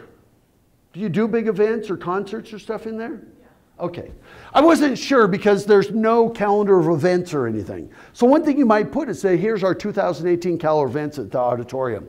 But my first thing was, I wasn't sure what it's used for, so I wouldn't advise you do that because I love the auditorium. But there's a nonprofit out of Minneapolis called ArtSpace.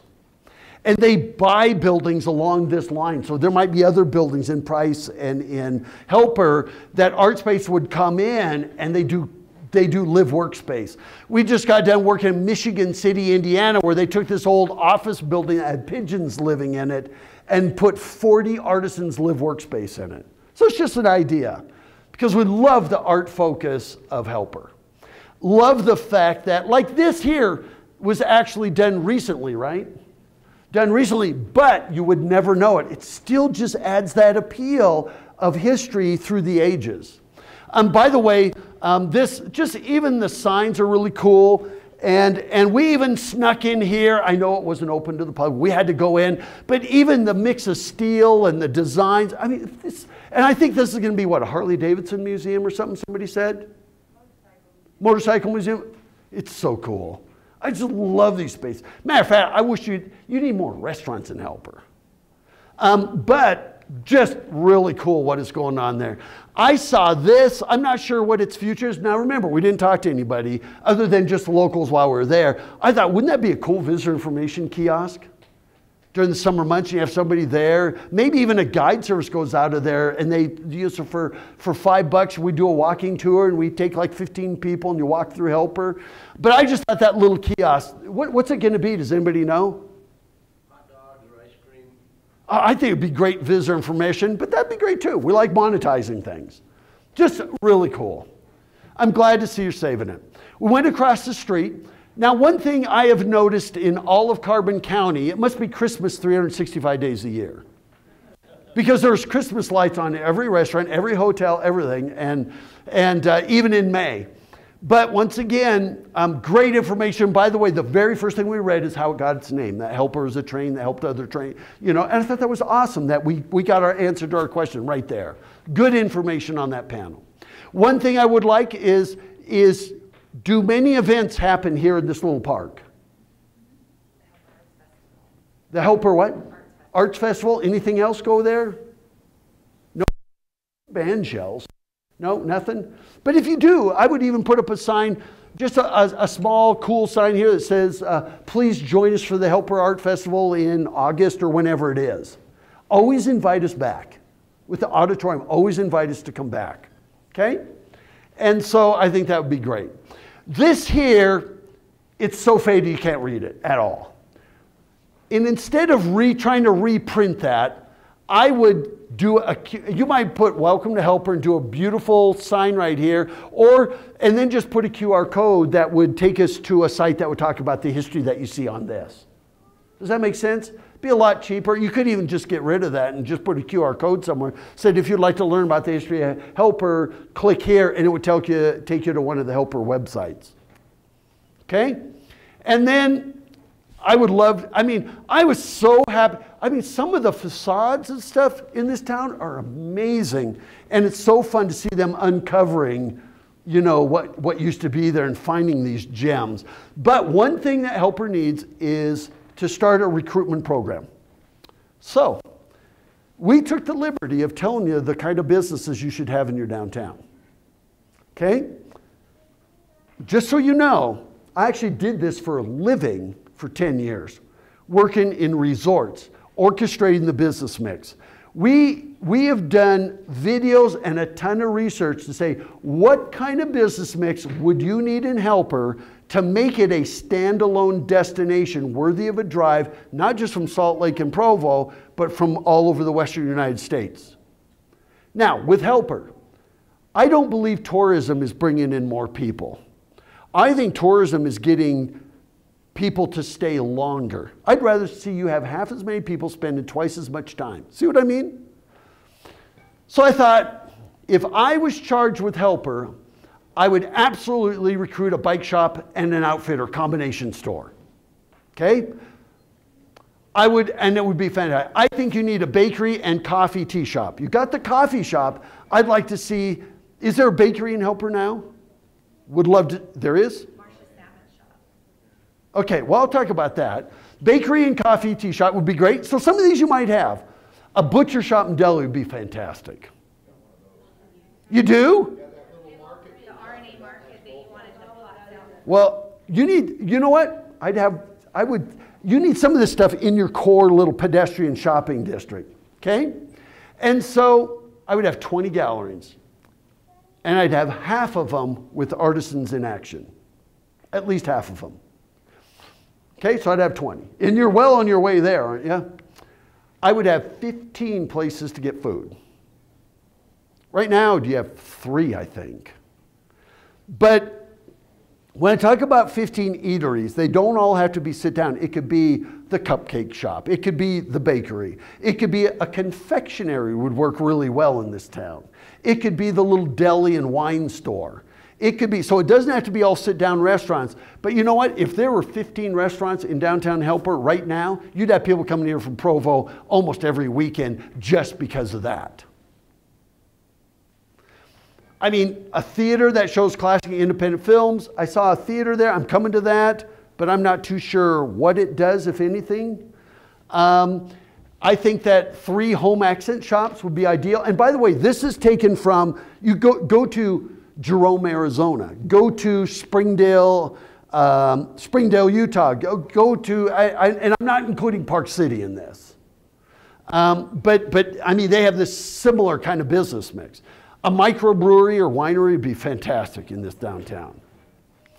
And then 2 women's clothing boutiques would do really well. I'd have a place that did casual gear and logo gear. I think Helper's cool enough that people would buy logo gear. And that could help fund like the Helper Project. A florist and gift shop would be great. A real estate office actually works in a great destination downtown. And then a boutique hotel. That is your perfect business mix. So there you go.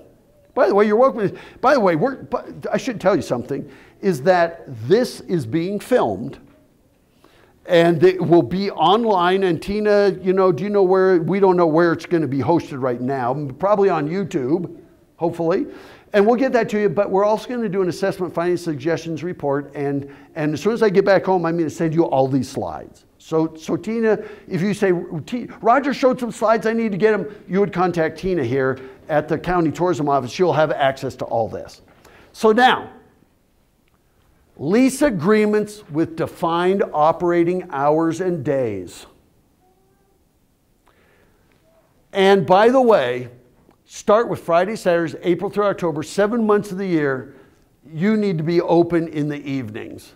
Eateries should be open till 10. You have restaurants in this county that close at 8. We have restaurants that close at 5. It's just, so just so you know, In the 50s, 60s, and 70s, the average time people ate dinner in America was between 5:30 and 6. We are moving to the European standard. The average time people eat dinner now is between 7 and 7:30.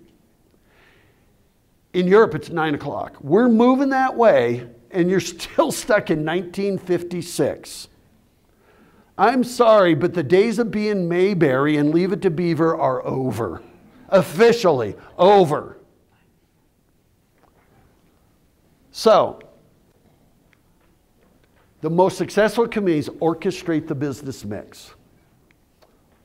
If you ever want an example, go to Jerome, Arizona, which was the ghost town, America's largest ghost town. It was a mining town. Population went right down to 50, from 6,000 down to 50. Now it's home to 800 people. It's one of the biggest destinations in the state of Arizona.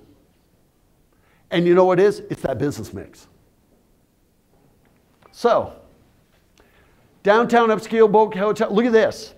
A downtown boutique hotel outperforms highway hotels 1. If there would have been an upscale boutique hotel right here in downtown Helper, we would have picked it over the Holiday Inn Express every single day. That's how powerful that could be. So I hope somebody will do that, because I went, oh my gosh, it's here. You just got to go in there and make it happen. By the way, we actually did a survey of a bunch of downtown hotels in smaller communities that were boutique, upscale. You know what their average daily rate was? They call that ADR. $470 a night in rural areas. So do you think that's worth the investment? Darn straight. Okay.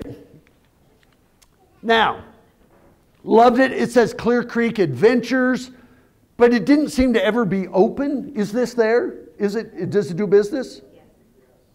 Okay, I'm not sure when. That could be in that business mix. I didn't put it in the list, but it's absolutely a good fit. Helper Hub here is fantastic. Love it. And I just love the fact there was a meeting going on when we were there the other night, but even outside it has properties for sale. It's fantastic. I just thought it was awesome. I mean, and you know what I really love about Helper? Almost every single business and building is also a gallery. And I love, even the tables have the iron around them. I mean, you know what's really cool is this couple, is she here? Or he? Okay, so we met your wife, and she said she was the better half. She didn't say that. I'm just giving you a bad time. But you're about to build a really nice RV park. And they thought if we could build this so that people in RVs come in and they have a place to work, to check their emails, to do that. I just thought, this is awesome. Good job. Good job. And, you know, this is the bunkhouse, or the boxcar, is the boxcar gallery, right? Awesome. Tom Williams, is he here by chance? No? Okay, used to sit on the council. I think he just resigned or something we read. This is online stuff, so you know it has to be true. But anyway, incredible gallery. And you know what we love as visitors is if you walk back there, you can see the little place where he paints. You know, I mean, you know, Kathleen, where's Kathleen? Right here. There's Kathleen, and she's right here. Look at the stat. 4 times more likely to buy art when we meet the artist. And so, yes, we bought one of her bowls. Beautiful work. She does great work. But you know what was interesting? So we went in there, and we looked in there, and we loved her work. And then she says, would you guys like to come back and see her work? So she showed us the kiln, where she does her work, and everything. And you know what? All of a sudden we feel like Kathleen's our friend. That's pretty cool. That means next time we want to buy more. We do want to buy more pieces. But that's the power of that. And you know what she said? She goes, you know, you guys, you know, you've got to go in my neighbor's gallery. And so what she did for us is she called Ann, I think it's Ann, right? She called Ann and said, Ann, I've got some people here that would love to see your gallery. And of course we went over there to Ann. What was really cool about me and Kathleen, and we met a couple other people, And every single person said, well, this Saturday we're going to go, we're going to put the stacked rock in there. Our first Fridays are awesome. I mean, every single person you talk to and helper was such an incredible ambassador that you just got kind of pumped. I told Jane, I want to move here for a year and help them. I mean, that's how I felt. And so, yeah, I mean it. But it's, and by the way, Anne is an interior designer. She even toured her live space in the back, and I was just stunned how beautiful and well done it was. And I just think, and they said, you know, Roger, we've got our mayor, our council, they want to help us. I mean, you know, and it's never easy. I'm sure there are some people in Helper that feel like, well, the arts people are coming in, kind of taking over our town. There's always going to be some pushback. But I think overall, I think the community is saying, you know, without change, you die. And what Helper's doing is phenomenal. So here's some lessons, because I better hurry. I still got to get to Bryce. I love the fact that they work on bringing downtown life to life. I hope they do those first Fridays. I hope they're like every Friday eventually. But isn't this cool that every Tuesday from 8 to 9 p.m. you pay $5 and do yoga right downtown, right in the park, right? Is it right in the park? It's in the auditorium. Oh, it's in the auditorium? It's in the park now. It depends on the weather. Okay? I think that's so awesome. I mean, I think, you know, they did the cool thing. Wider sidewalks, narrow streets, facade side beautification. May, look, it's incredible. Look at that. And 70% of first time sales comes from curb appeal. I mean, there we go. Just look up the sidewalk. I mean, it's inviting. There's people everywhere. You know, your shops are doing this. I mean, this is incredible. Jane wasn't quite ready for me to take the picture, but it's too late. You know, I mean, even this, look, you got a table with chairs out there. Look at the planners. This just isn't that difficult if you can get people working together. They've already done the stacked rock there. When they're done, they're going to put a cap on it, so those will even be seating areas. I mean, look at this coffee shop. I want you to look at the details. First of all, here's their mail. Isn't that cool? It fits the whole historic things. It's the little details. You got your flower pots. You even have, you know, what a great name for a coffee shop, Happiness Within. I mean, it's a great sign on the window there. You've got the tree right next door. You've got the trees and the shrubs. You've got the planters there. You've got tables and chairs, and you've got even the colors of the white and the cream color and the orange color. What is it? The burnt orange color. I mean, even down here, the glass block.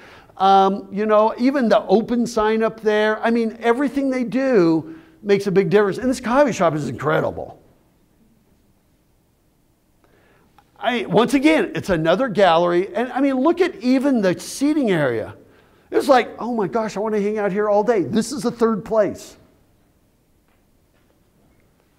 And I even went, we just thought, man, we should just camp here. We should just stay here. I mean, that's how we felt. But even in the sidewalks, they did a cool thing.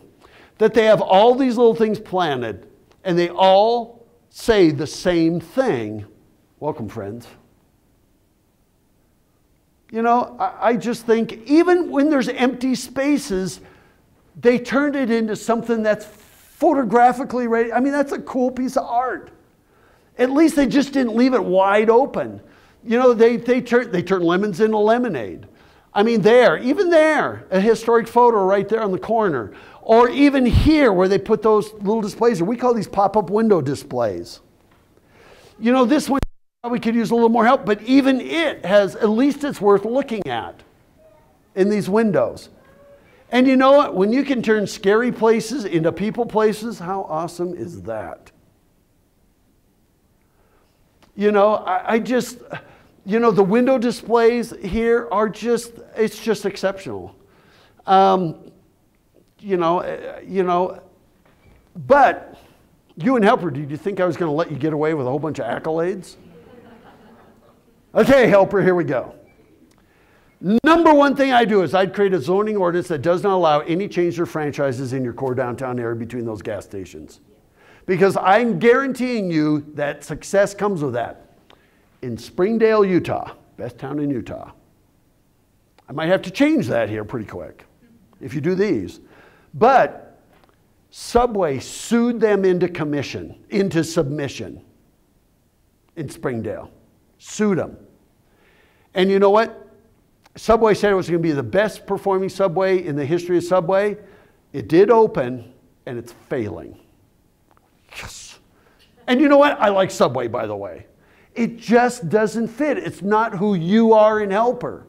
And you're far more historic than Springdale is. I hope you do that. Do it now, because otherwise it's coming. We never found any visitor information in Helper. We saw this sign and we cannot find any visitor information. Obviously Zion Bank is here. We can see the ATM right there. This is obviously the bank. There's nothing that says it's not a bank. But visitor information is pointing there. But we can't, you know what? If this is where visitor information is, put a sign there. If this is more than a bank, tell us. Because what happens is, and by the way, is there a front door to this place anywhere? It might be in one of these little slots somewhere. I don't know. Well, it turns out that Kathleen or Ann or somebody said, Roger, by the way, that's now City Hall. Well, really? Would you look at that and think that's a City Hall? With all the ATMs and stuff? And so the problem is, you need that sign there. You need something, because city offices and little tiny thing. We sat there and stared and stared and stared. We finally saw that little city offices down there. So we never did find visitor information. I think the sign is incredible. The sign is just awesome. Just love it. You know, I would just add something on the building that says City Hall, visitor information. Love this. I would add a hashtag for Big John. You know, hashtag Big John Helper, or whatever it is. I put a hashtag there so people photograph it and they start building, because I know that's, do people get pictures taken with Big John? Yeah, probably constantly. He has his own Facebook. Oh, does he? Cool, but I'd still put the hashtag so they can share. Now, here's one thing you need to know. Millennials, they outnumber the boomers. Millennials use Instagram. They think Facebook is for their parents and grandparents. Okay? So Instagram is where you need to be, and that's where you'd use your hashtag. You need to use it both, for both Facebook and that. So I would do that. But he's awesome. Signs like this are not very helpful. I really like the arrows on here that tell you when they will be open. Yeah, we saw that. Another thing is, stop it. When you buy lights, LED or fluorescent, there's two different kinds of brightness. 5,000 brightness means Safeway and Walmart. 2700K is the yellow or warmer light. This is in Bounce Rock, and a lot of these lights are this 5,000K. I mean, the last thing, we want to be in an intimate setting, not in the middle of a Walmart store. And even in the Holiday Inn Express where we're staying, a lot of the lights in our room are 5,000K. It's like, please, you can't dim them down, and they're that bright white. So that's for all of you. There are some businesses out at the outskirts. I'm not sure, this one wasn't open when we were there, but I thought maybe some of these could be recruited into the downtown if the merchandise fits. They need some help, like this motel. And once again, I guess it's Christmas year-round in this county. It's Utah's Christmas town. Helper is Utah's Christmas town. That's one of our things. We have a big electric light parade in December. Okay, but do they light these up even in the summer every night? First Friday. Okay.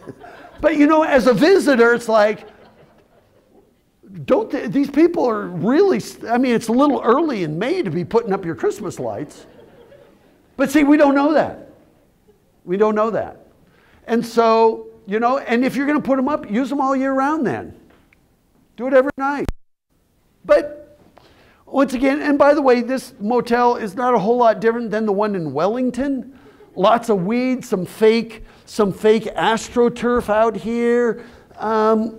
Just, you know, same kind of situation. No beauty. They had a little bit, it had a few benches out there, but would you want to sit in a bench with a car 2 feet in front of you? So even this I thought could be really coolly painted. The restrooms down near the river could be really pretty cool. I don't know, we have women and whatever. These days you might have to do the whatever. But anyway, I think you can do some fun there too. Now, no offense, but I thought this was really tacky. And no offense to the merchant. I know it's expensive to do signs. First of all, I would create an ordinance in Helper that says there's no plastic or temporary signs after 30 days. You're a historic downtown.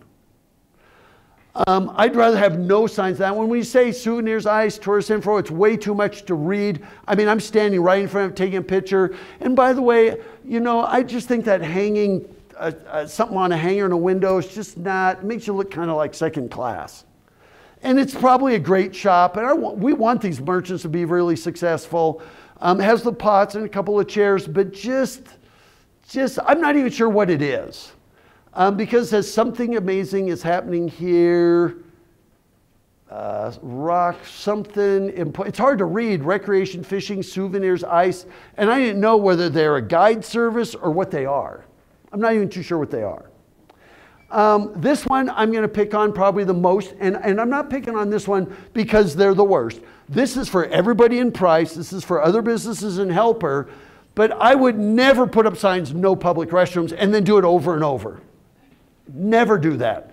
You're in the hospitality industry. What you can do is say, public restrooms, riverfront, 1 block walk, or whatever it is. Never say no, tell me where I can go. But when you do this, when you do things like, we need your dough, you might think that's really funny, but to a visitor, it's like, all you'll care about is our money.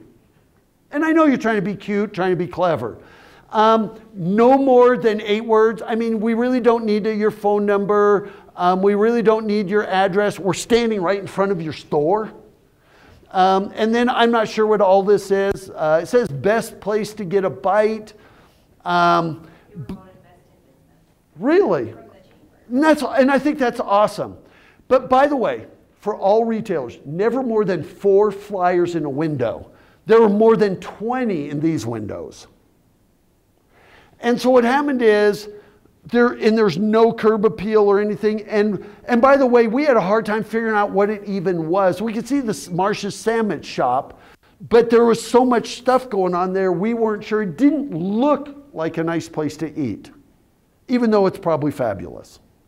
But I just want to let you know that people judge the book by the cover. You know, I say every business should extend window displays to exterior spaces. Every business should have 2 feet out in front to put a bench flanked with pots and then extend window displays to exterior spaces. And we're not talking about clothes racks. We're talking about displays like this. This merchant does this every single morning, and it looks fantastic. This is Canmore, Alberta. Look at the bike shop, how they did that. I mean, this is what retail stores should do. So, extend window displays. Because my guess is that this bowling alley is no longer in business. Am I right or wrong? What would you think?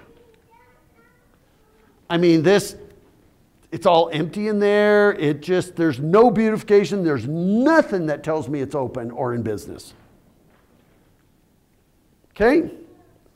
This is why when we're done with these assessments, I have to leave town really quick.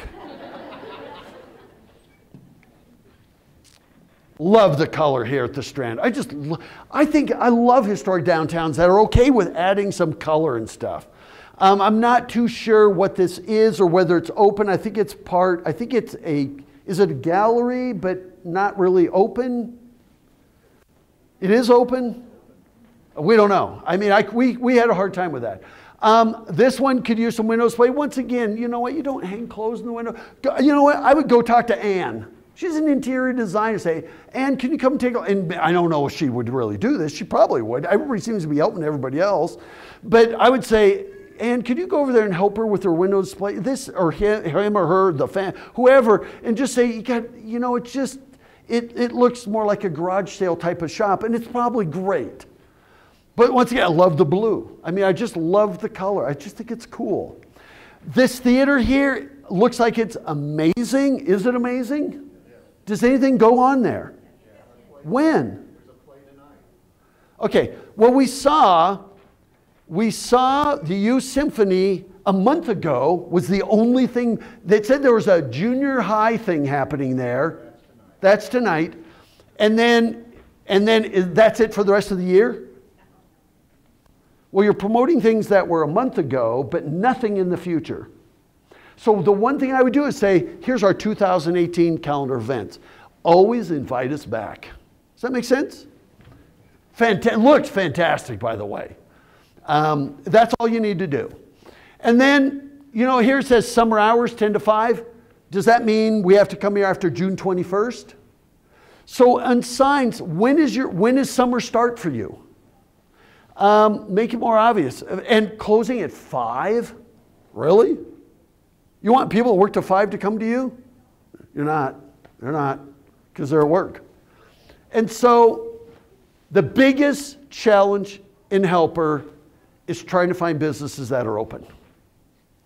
I mean, this one's open Thursday through Sunday. Here we go again, Thursday through Sunday, 1 to 6 p.m. Really?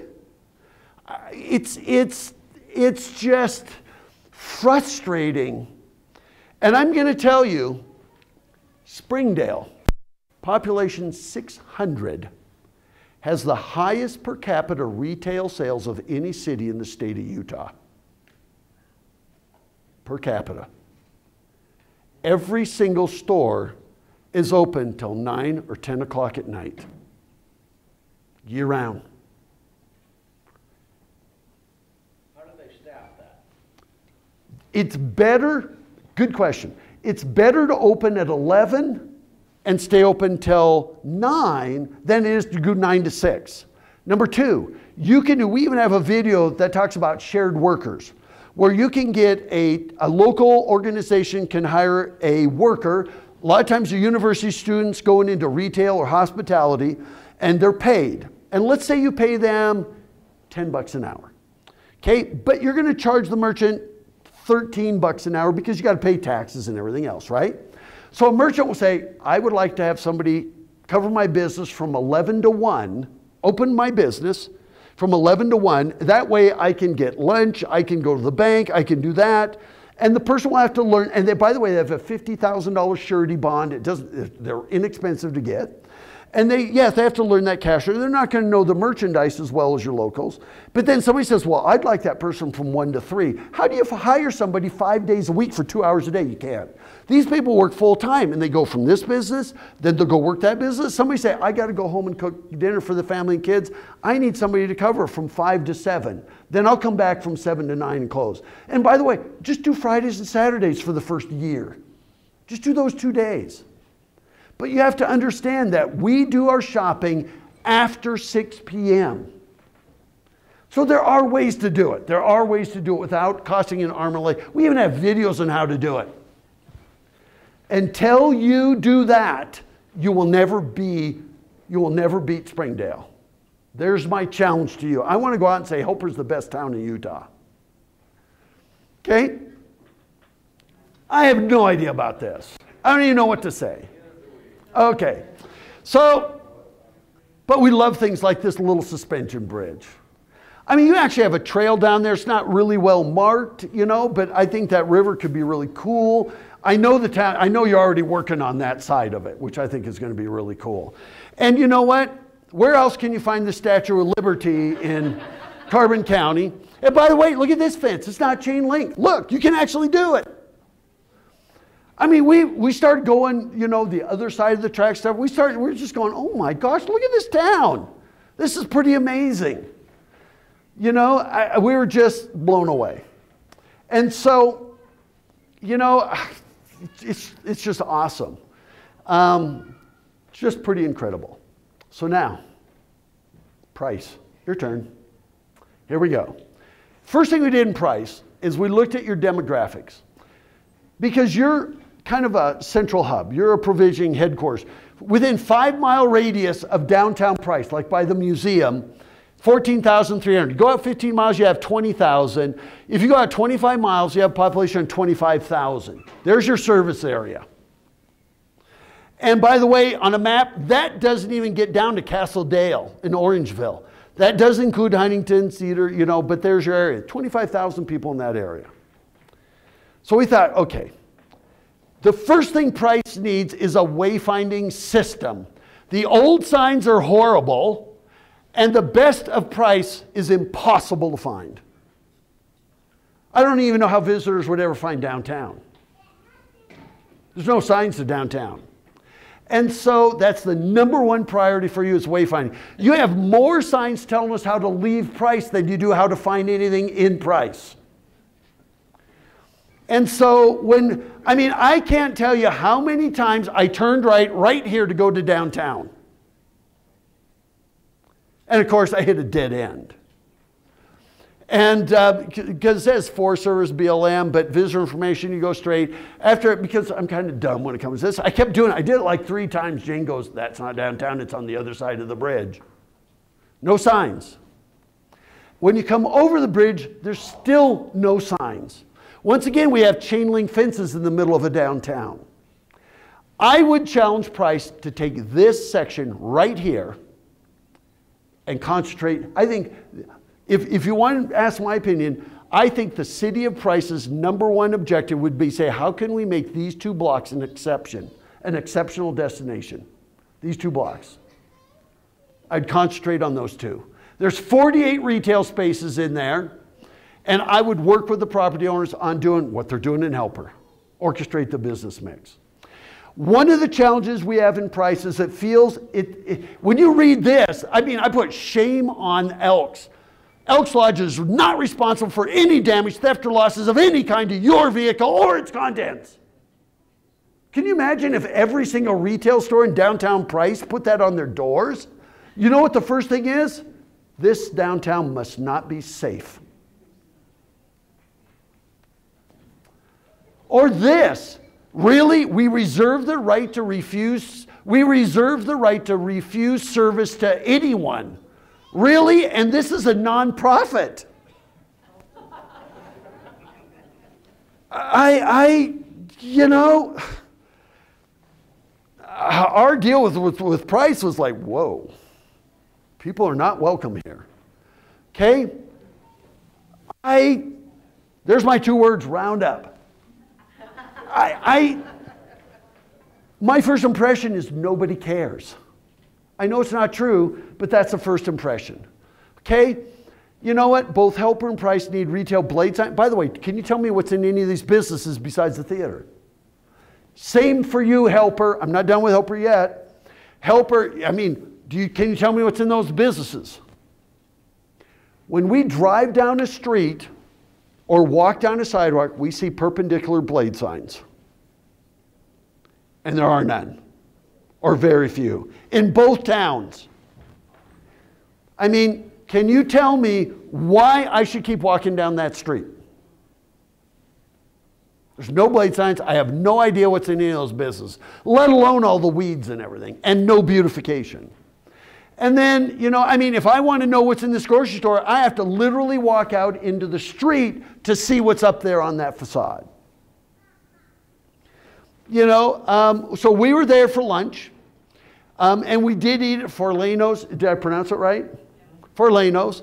And we thought, wow, it's going to be one of those nice Italian white tablecloth, with a name. It's a beautiful building. I think it's the most beautiful building in Price. But we walked in, and it was fine, but it was more of a biker bar. It was kind of a surprise. And the gals that were working there both own bikes, but it had great history photographs and everything. So we had lunch there, and we kept walking out. We thought this was a fabulous shop. However, we didn't know what it was, because there's a little tiny word in very thin writing that says clothing. We thought 22 was a restaurant. So we were looking at TripAdvisor trying to find 22 Main Street restaurant. And so for this merchant, no blade signs, and it's very difficult to tell what she sells there, but the store is fabulous. I mean, you got some great little stores. You just can't tell what it is. So you need to put either on the awning or somewhere another sign. A Blade sign would be good, but done a great job. Once again, not a big fan of just clothes hanging in the window. You know what? Jane even went online and found where you can buy mannequins for like $20 and $30. You know, putting mannequins on, you can do some cool things with them, would make it much more inviting. But great store. And then this one here. This store right here is worth the drive from Provo.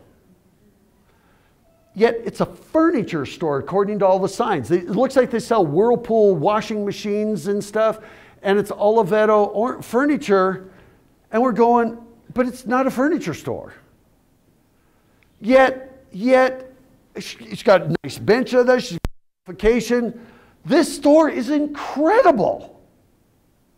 And she's barely hanging on. One or two stores by themselves can't do it. I mean, this store, I just went, oh my gosh. She goes, yeah, you know what people do? They come in and take pictures of stuff and then they go order it on Amazon. I about cried. You know, but still, it's just stunning. I mean, her displays, the light she does, I just think, oh my gosh, you need to market stores like this front and center. He said, and so one of my jobs for Tina is going to say, you know what? In tourism, promote private business. Tourism is about private business. It's economic development. You need to say, if you're in Price, you need to come into this store. And by the way, go down and have lunch here and promote those and help. You got to help these people survive. You know, stores like this, we've got the pole banner. It's just, and by the way, it's been like this pretty much all week. But putting clothes racks out does not make you seem like a great shop. You know, and so there's no beautification. So, okay, here's a coffee shop. And you know, from what I've heard, this is a great coffee shop. But would you go in this coffee shop or that one? You know, and so without any tables, no chairs, nothing that invites you in, it's really sad.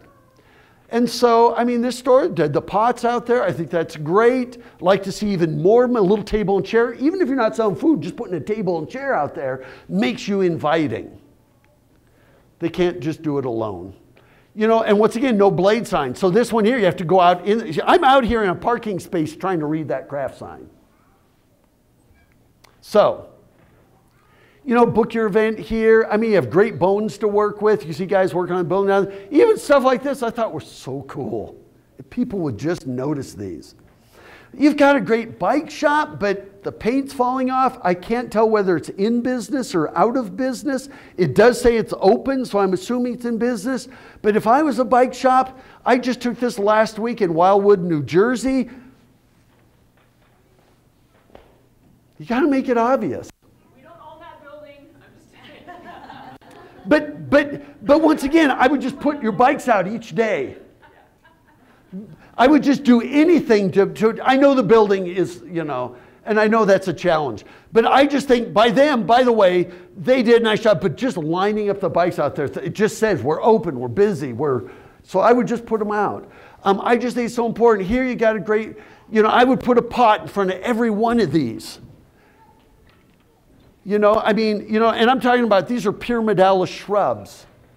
You know, this is a little piece, here we go, Door County, Wisconsin, is just doing these. I mean, that was all asphalt right up to the building. Look at the difference. Main Street Grill, we had dinner here last night. Apparently we don't have, there's nothing special about us except we have free Wi-Fi. You ever read it? I mean, it's like the people in Price just are trying to kill themselves. I mean, I'm sorry to be so mean. I mean, here's Tuscan. Is this I don't know what this is. I don't know if it's the Vault. I don't know if it's Tuscan. I don't know if it's a Italian restaurant or whether it's, I don't have any clue what this is. The night before last, once again, the Christmas lights. I guess Price is also a Christmas town. Really? Oh, okay. Well, I thought everybody in Carbon County just did Christmas lights 12 months of the year. But we drove up to this, and Jane and I had an argument in the car whether or not we would really go in this restaurant. I mean, number one, there's gutters laying down on the left. There's one little table and chair out there, and there's cigarette butts down like in the gravel. I mean, this is it from the front. I mean,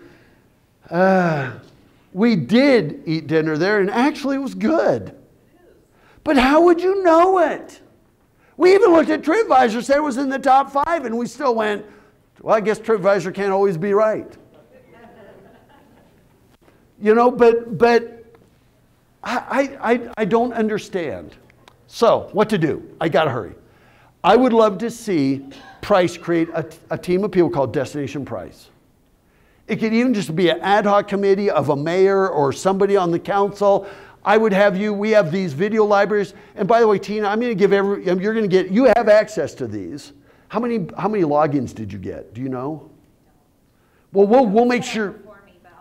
Yeah, we'll make sure you get access so that you can see these. We did a series of videos that tell you how to do this. Because obviously I'm like 8 minutes from being over time. And so we even did a thing called the 20 Ingredients in Outstanding Downtown. Now, 2.5 years ago, I did this presentation in downtown Price in the, what is it that's next to the theater? It's an auditorium, a theater? Price City Auditorium. It's right next to the museum in somewhere right in that area. Okay, I did this there. There were people from Price there. There were people from the county there. There were people from Helper there. Helper took these and did them. Price, since I was here, has done nothing. And I'm sorry to be shaming you, but somebody somewhere needs to do something. Because downtown Price can do it. It just needs somebody to do it. And by the way, they define, you know what? And these are some of the 20 ingredients.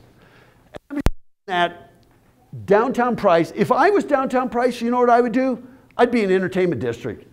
And I'm not talking bar scene. I'm talking about movies on a square. I'm talking about anything that would just be cool place to hang out in the evenings. Just anything. You're a university town. I mean, doing some kind of focus, I think would be awesome. The other thing, and this is both towns, is all the towns that we surveyed had this. This is the rule of critical mass. Within 3 lineal blocks. In Price, 2 lineal blocks. Because you have big, long blocks. It's all you need. Here's what you need to have. It's called the 10-10-10 rule. 10 places that sell food. Neither place has this. And they don't all have to be sit-down restaurants. This is minimum. 10 destination retail shops. Almost all the shops and stuff in downtown Price are like dentists and stuff that's not retail or even dining. It's just a hodgepodge mix. You need to have 10 of those. So 10. You want to know what the third one is? Out of those 20, at least 10 of them open after 6. And downtowns need to have consistent hours and days. They need to be in the evenings. They need to have like business group. You will never go to a mall and see the business mix that you have in downtown Price. That's just hodgepodge, whoever pays the rent. And you need to have anchor tenants. And it's a central gathering place. I mean, antique malls do 10 times the business when they're grouped together. I mean, auto malls do why does Chevrolet want to be right next to Ford, Toyota, Subaru, all their competitors? Because they do 7 times the business when they're grouped together. Remember the days of all that grouped together? Go to City Creek. You're going to find food courts. I mean, it's the rule of critical mass. So sometimes you have to orchestrate the effort. You work with property owners. And if you get 1/3 to do it, all of a sudden the other 2/3 says it makes more sense to have another gallery or another restaurant. All you need is 1/3. Okay? And there you go. Most restrict the use of street level businesses. Okay? And then number 11, and this is for Price. I would love to see you do this. What comes first? What comes first? If you can get people downtown Price on a consistent basis, the retailers will come back. People first, then retailers. When we all moved to the suburbs, the retailers went with them. That's when Penny's and everything left downtowns. So let me show you a couple examples. I'll show you one. This is Rapid City, South Dakota. We had them take this part. This was a burned out, I mean, it wasn't burned out. It was a boarded up Sears building. Pigeons were living in it. We told them, get rid of this 1 acre parking spot. It's a public parking, 65 spaces.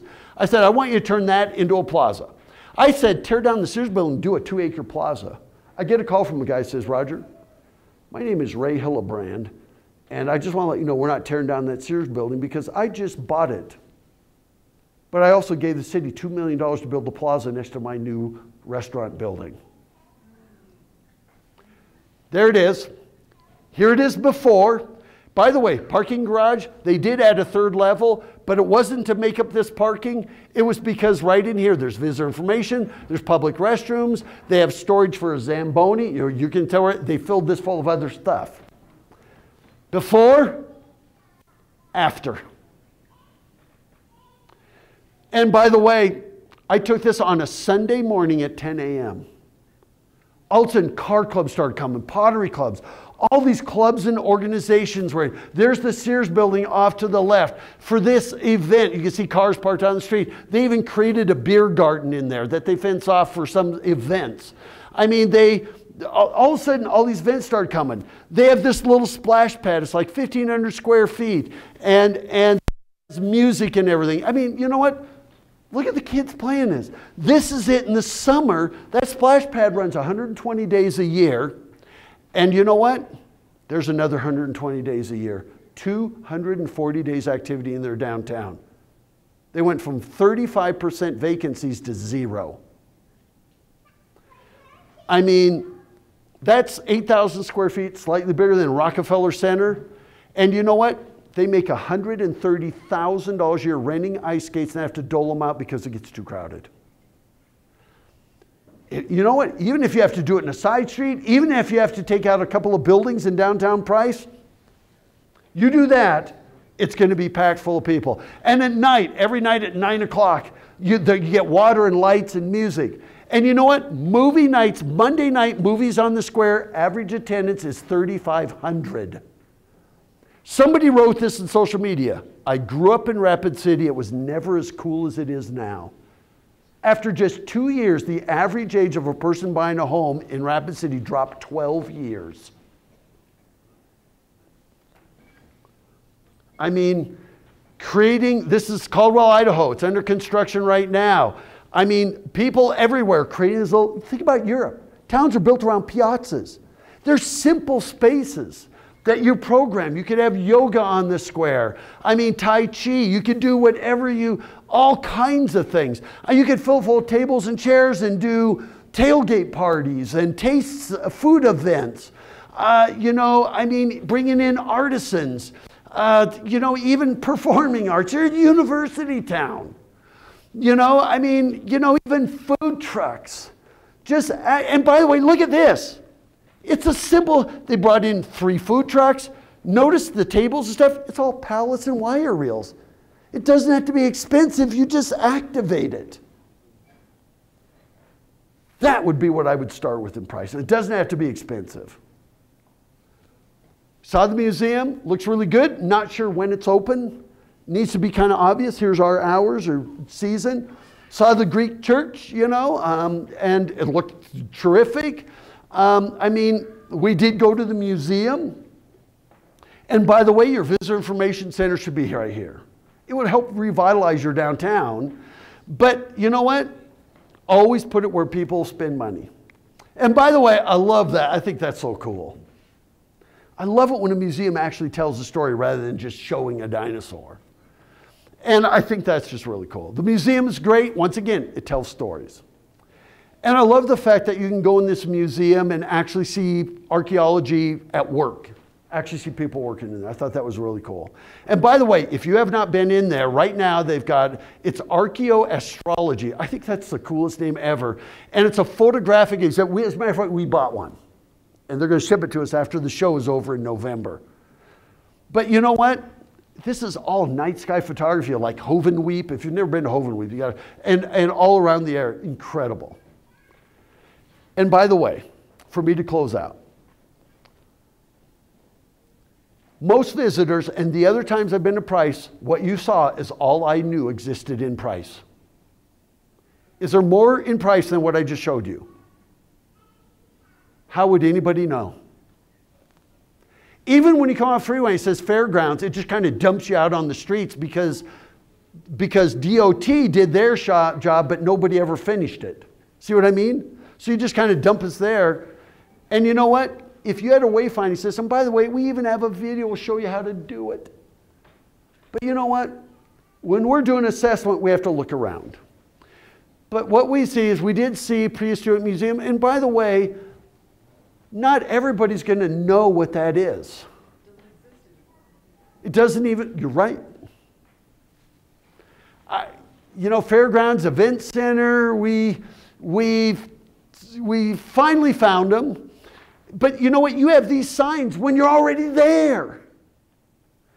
You know, active reentry, I didn't know if that was for astronauts. I'm not too sure what that is. Does anybody know, what does active reentry mean?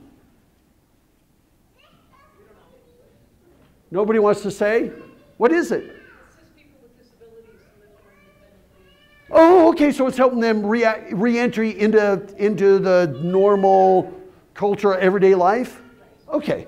And by the way, it's not a negative. I just was curious. I didn't know. Looks like a very nice facility.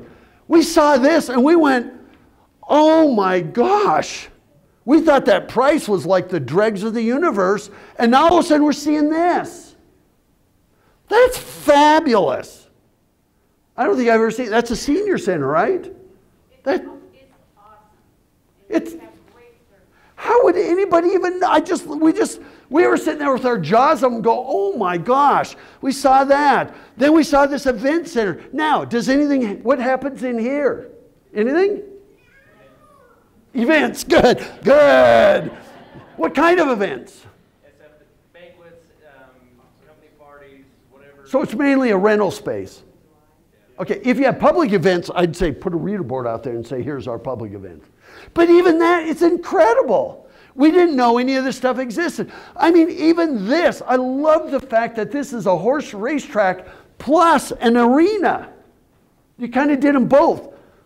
I mean, we're just going, where did all this come from? Even this, and I love the fact that it says, your limit is 2 fish, anglers 12 years and old must possess. I love the fact that you provide us with real information. And I just went, my gosh, we knew none of this was in price. I mean, and by the way, if you happen to be a motocross person, it's here. If you have remote controlled airplanes, this is one of the best remote controlled airplane fields I've ever seen, and I've seen lots of them. I mean, you want to, if you're here to play ball, I mean, even these facilities, we were shocked, just shocked. And then I just went, and then by the way, we even went over here and found the airport. And by the way, does anybody do gliding lessons at the airport? Do you know? No? But see what I mean? There's an opportunity.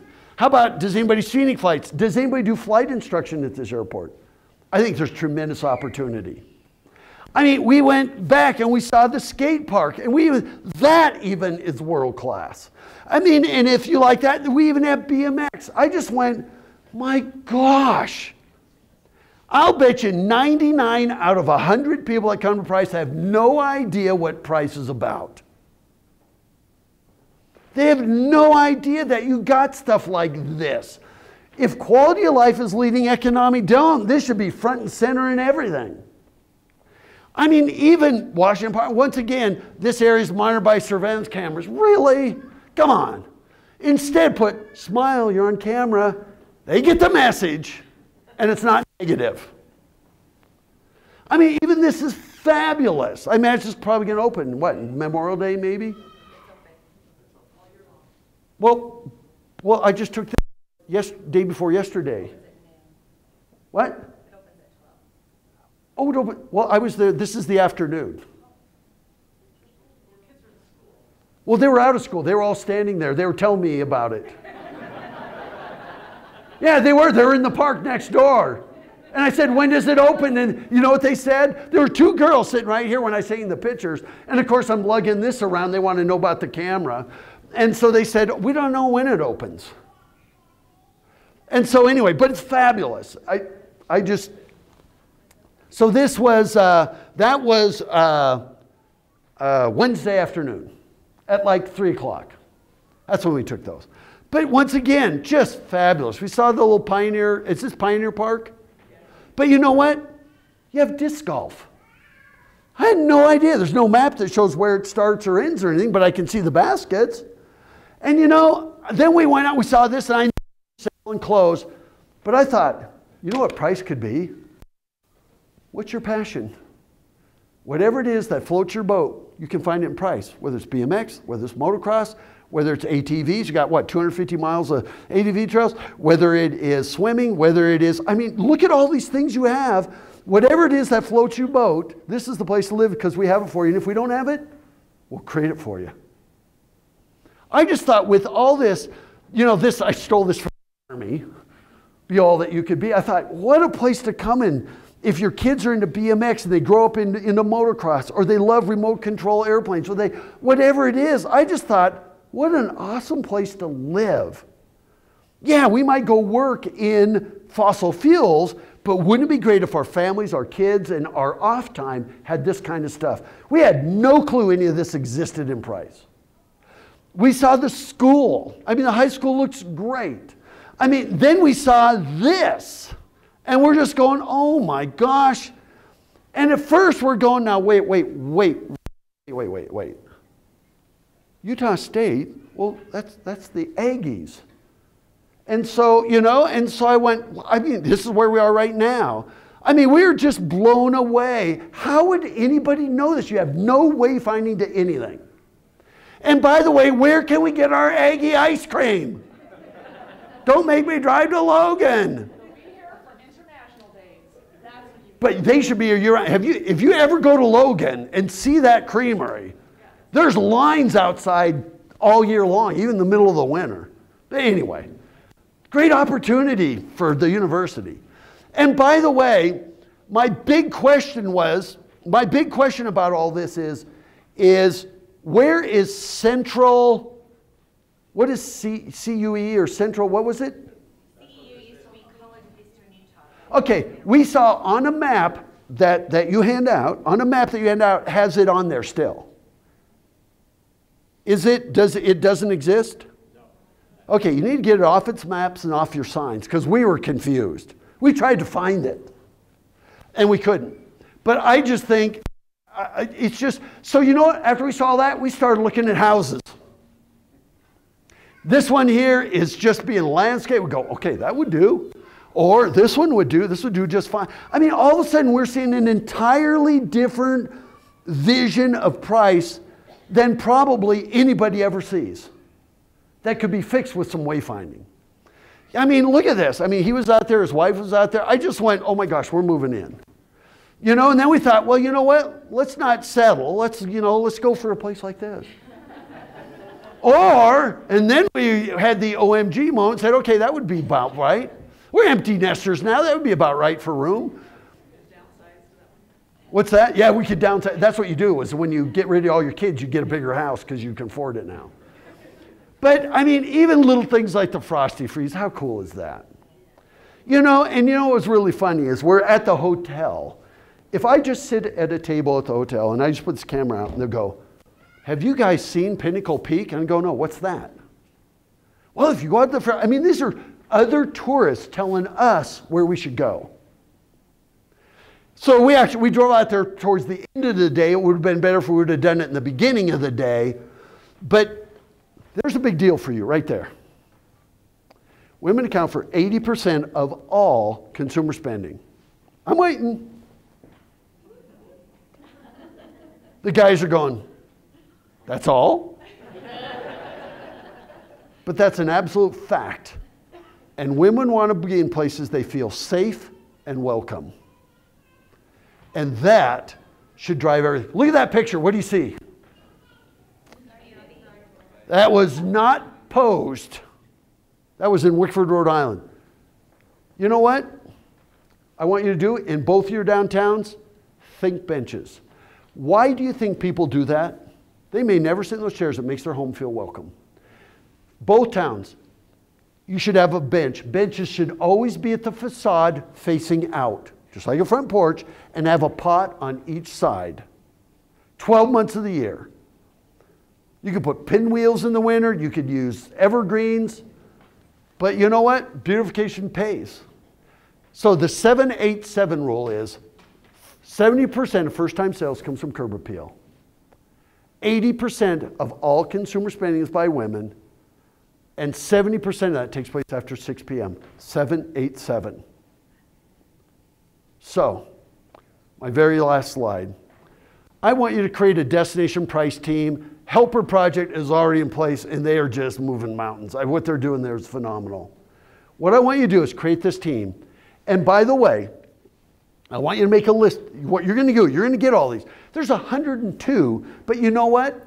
31 of them were just out there on 9 Mile Canyon. And you know what? The only expensive things in here would be maybe a plaza in downtown Price. And by the way, it could be a vacant space like this room. You can figure it however you want. You ever seen those chess sets that are 2 feet tall? You know, you can buy those on Amazon for $4.95. You put 3 of those on your space, and then 2 weeks later you put, you know what, go downtown New York City. You'll see ping pong tables, foosball tables. You'll see portable climbing walls. All you need is an empty space that you put different stuff on and get your people a place for them to hang out. Bring in a couple of food trucks temporarily. Make all the difference. And by the way, pick 3 each month, implement them. So, I want you to make something happen. And so, here's to the very best up-and-coming destination in the Western United States. One other thing I want you to do, when you create that team, engage your millennials. They're in college, they may even be just out of high school. There are more millennials than there are boomers. And by the way, if you cater to your millennials, you're going to get us boomers too, because millennials, we like hanging out with you, whether you like it or not. But here's the thing. Us boomers, we were down with the establishment. Millennials, there are more mayors under the age of 35 today in the United States than ever before in U.S. history. When I saw your county commissioners, and all 3 of them are very, very young, right? Yeah, okay. But you know what? They are the most civically minded generation in U.S. history. Many towns have said, we're going to bring our millennials. I would get a group of millennials. If I was the mayor of Price, I would get the group of millennials. I'd say, millennials, what would you do with those 2 blocks in downtown Price? What would it take to make it a place you, your friends, your families would come and hang out? I've seen mayors do it, and it turns everything around. I mean, bring them to the table. They're your future. You don't want kids graduating from high school here and say, the second I graduate, I'm blowing this down. You want them to be what I saw in Price, said, or in Helper, where they said, I can't wait to come back as soon as I'm done with college, which is pretty rare. Does that make sense? What you have here is awesome. No need to really send people to Emery County when what you have in this county is incredible. And with that, I am done. Thank you so much for spending this morning here.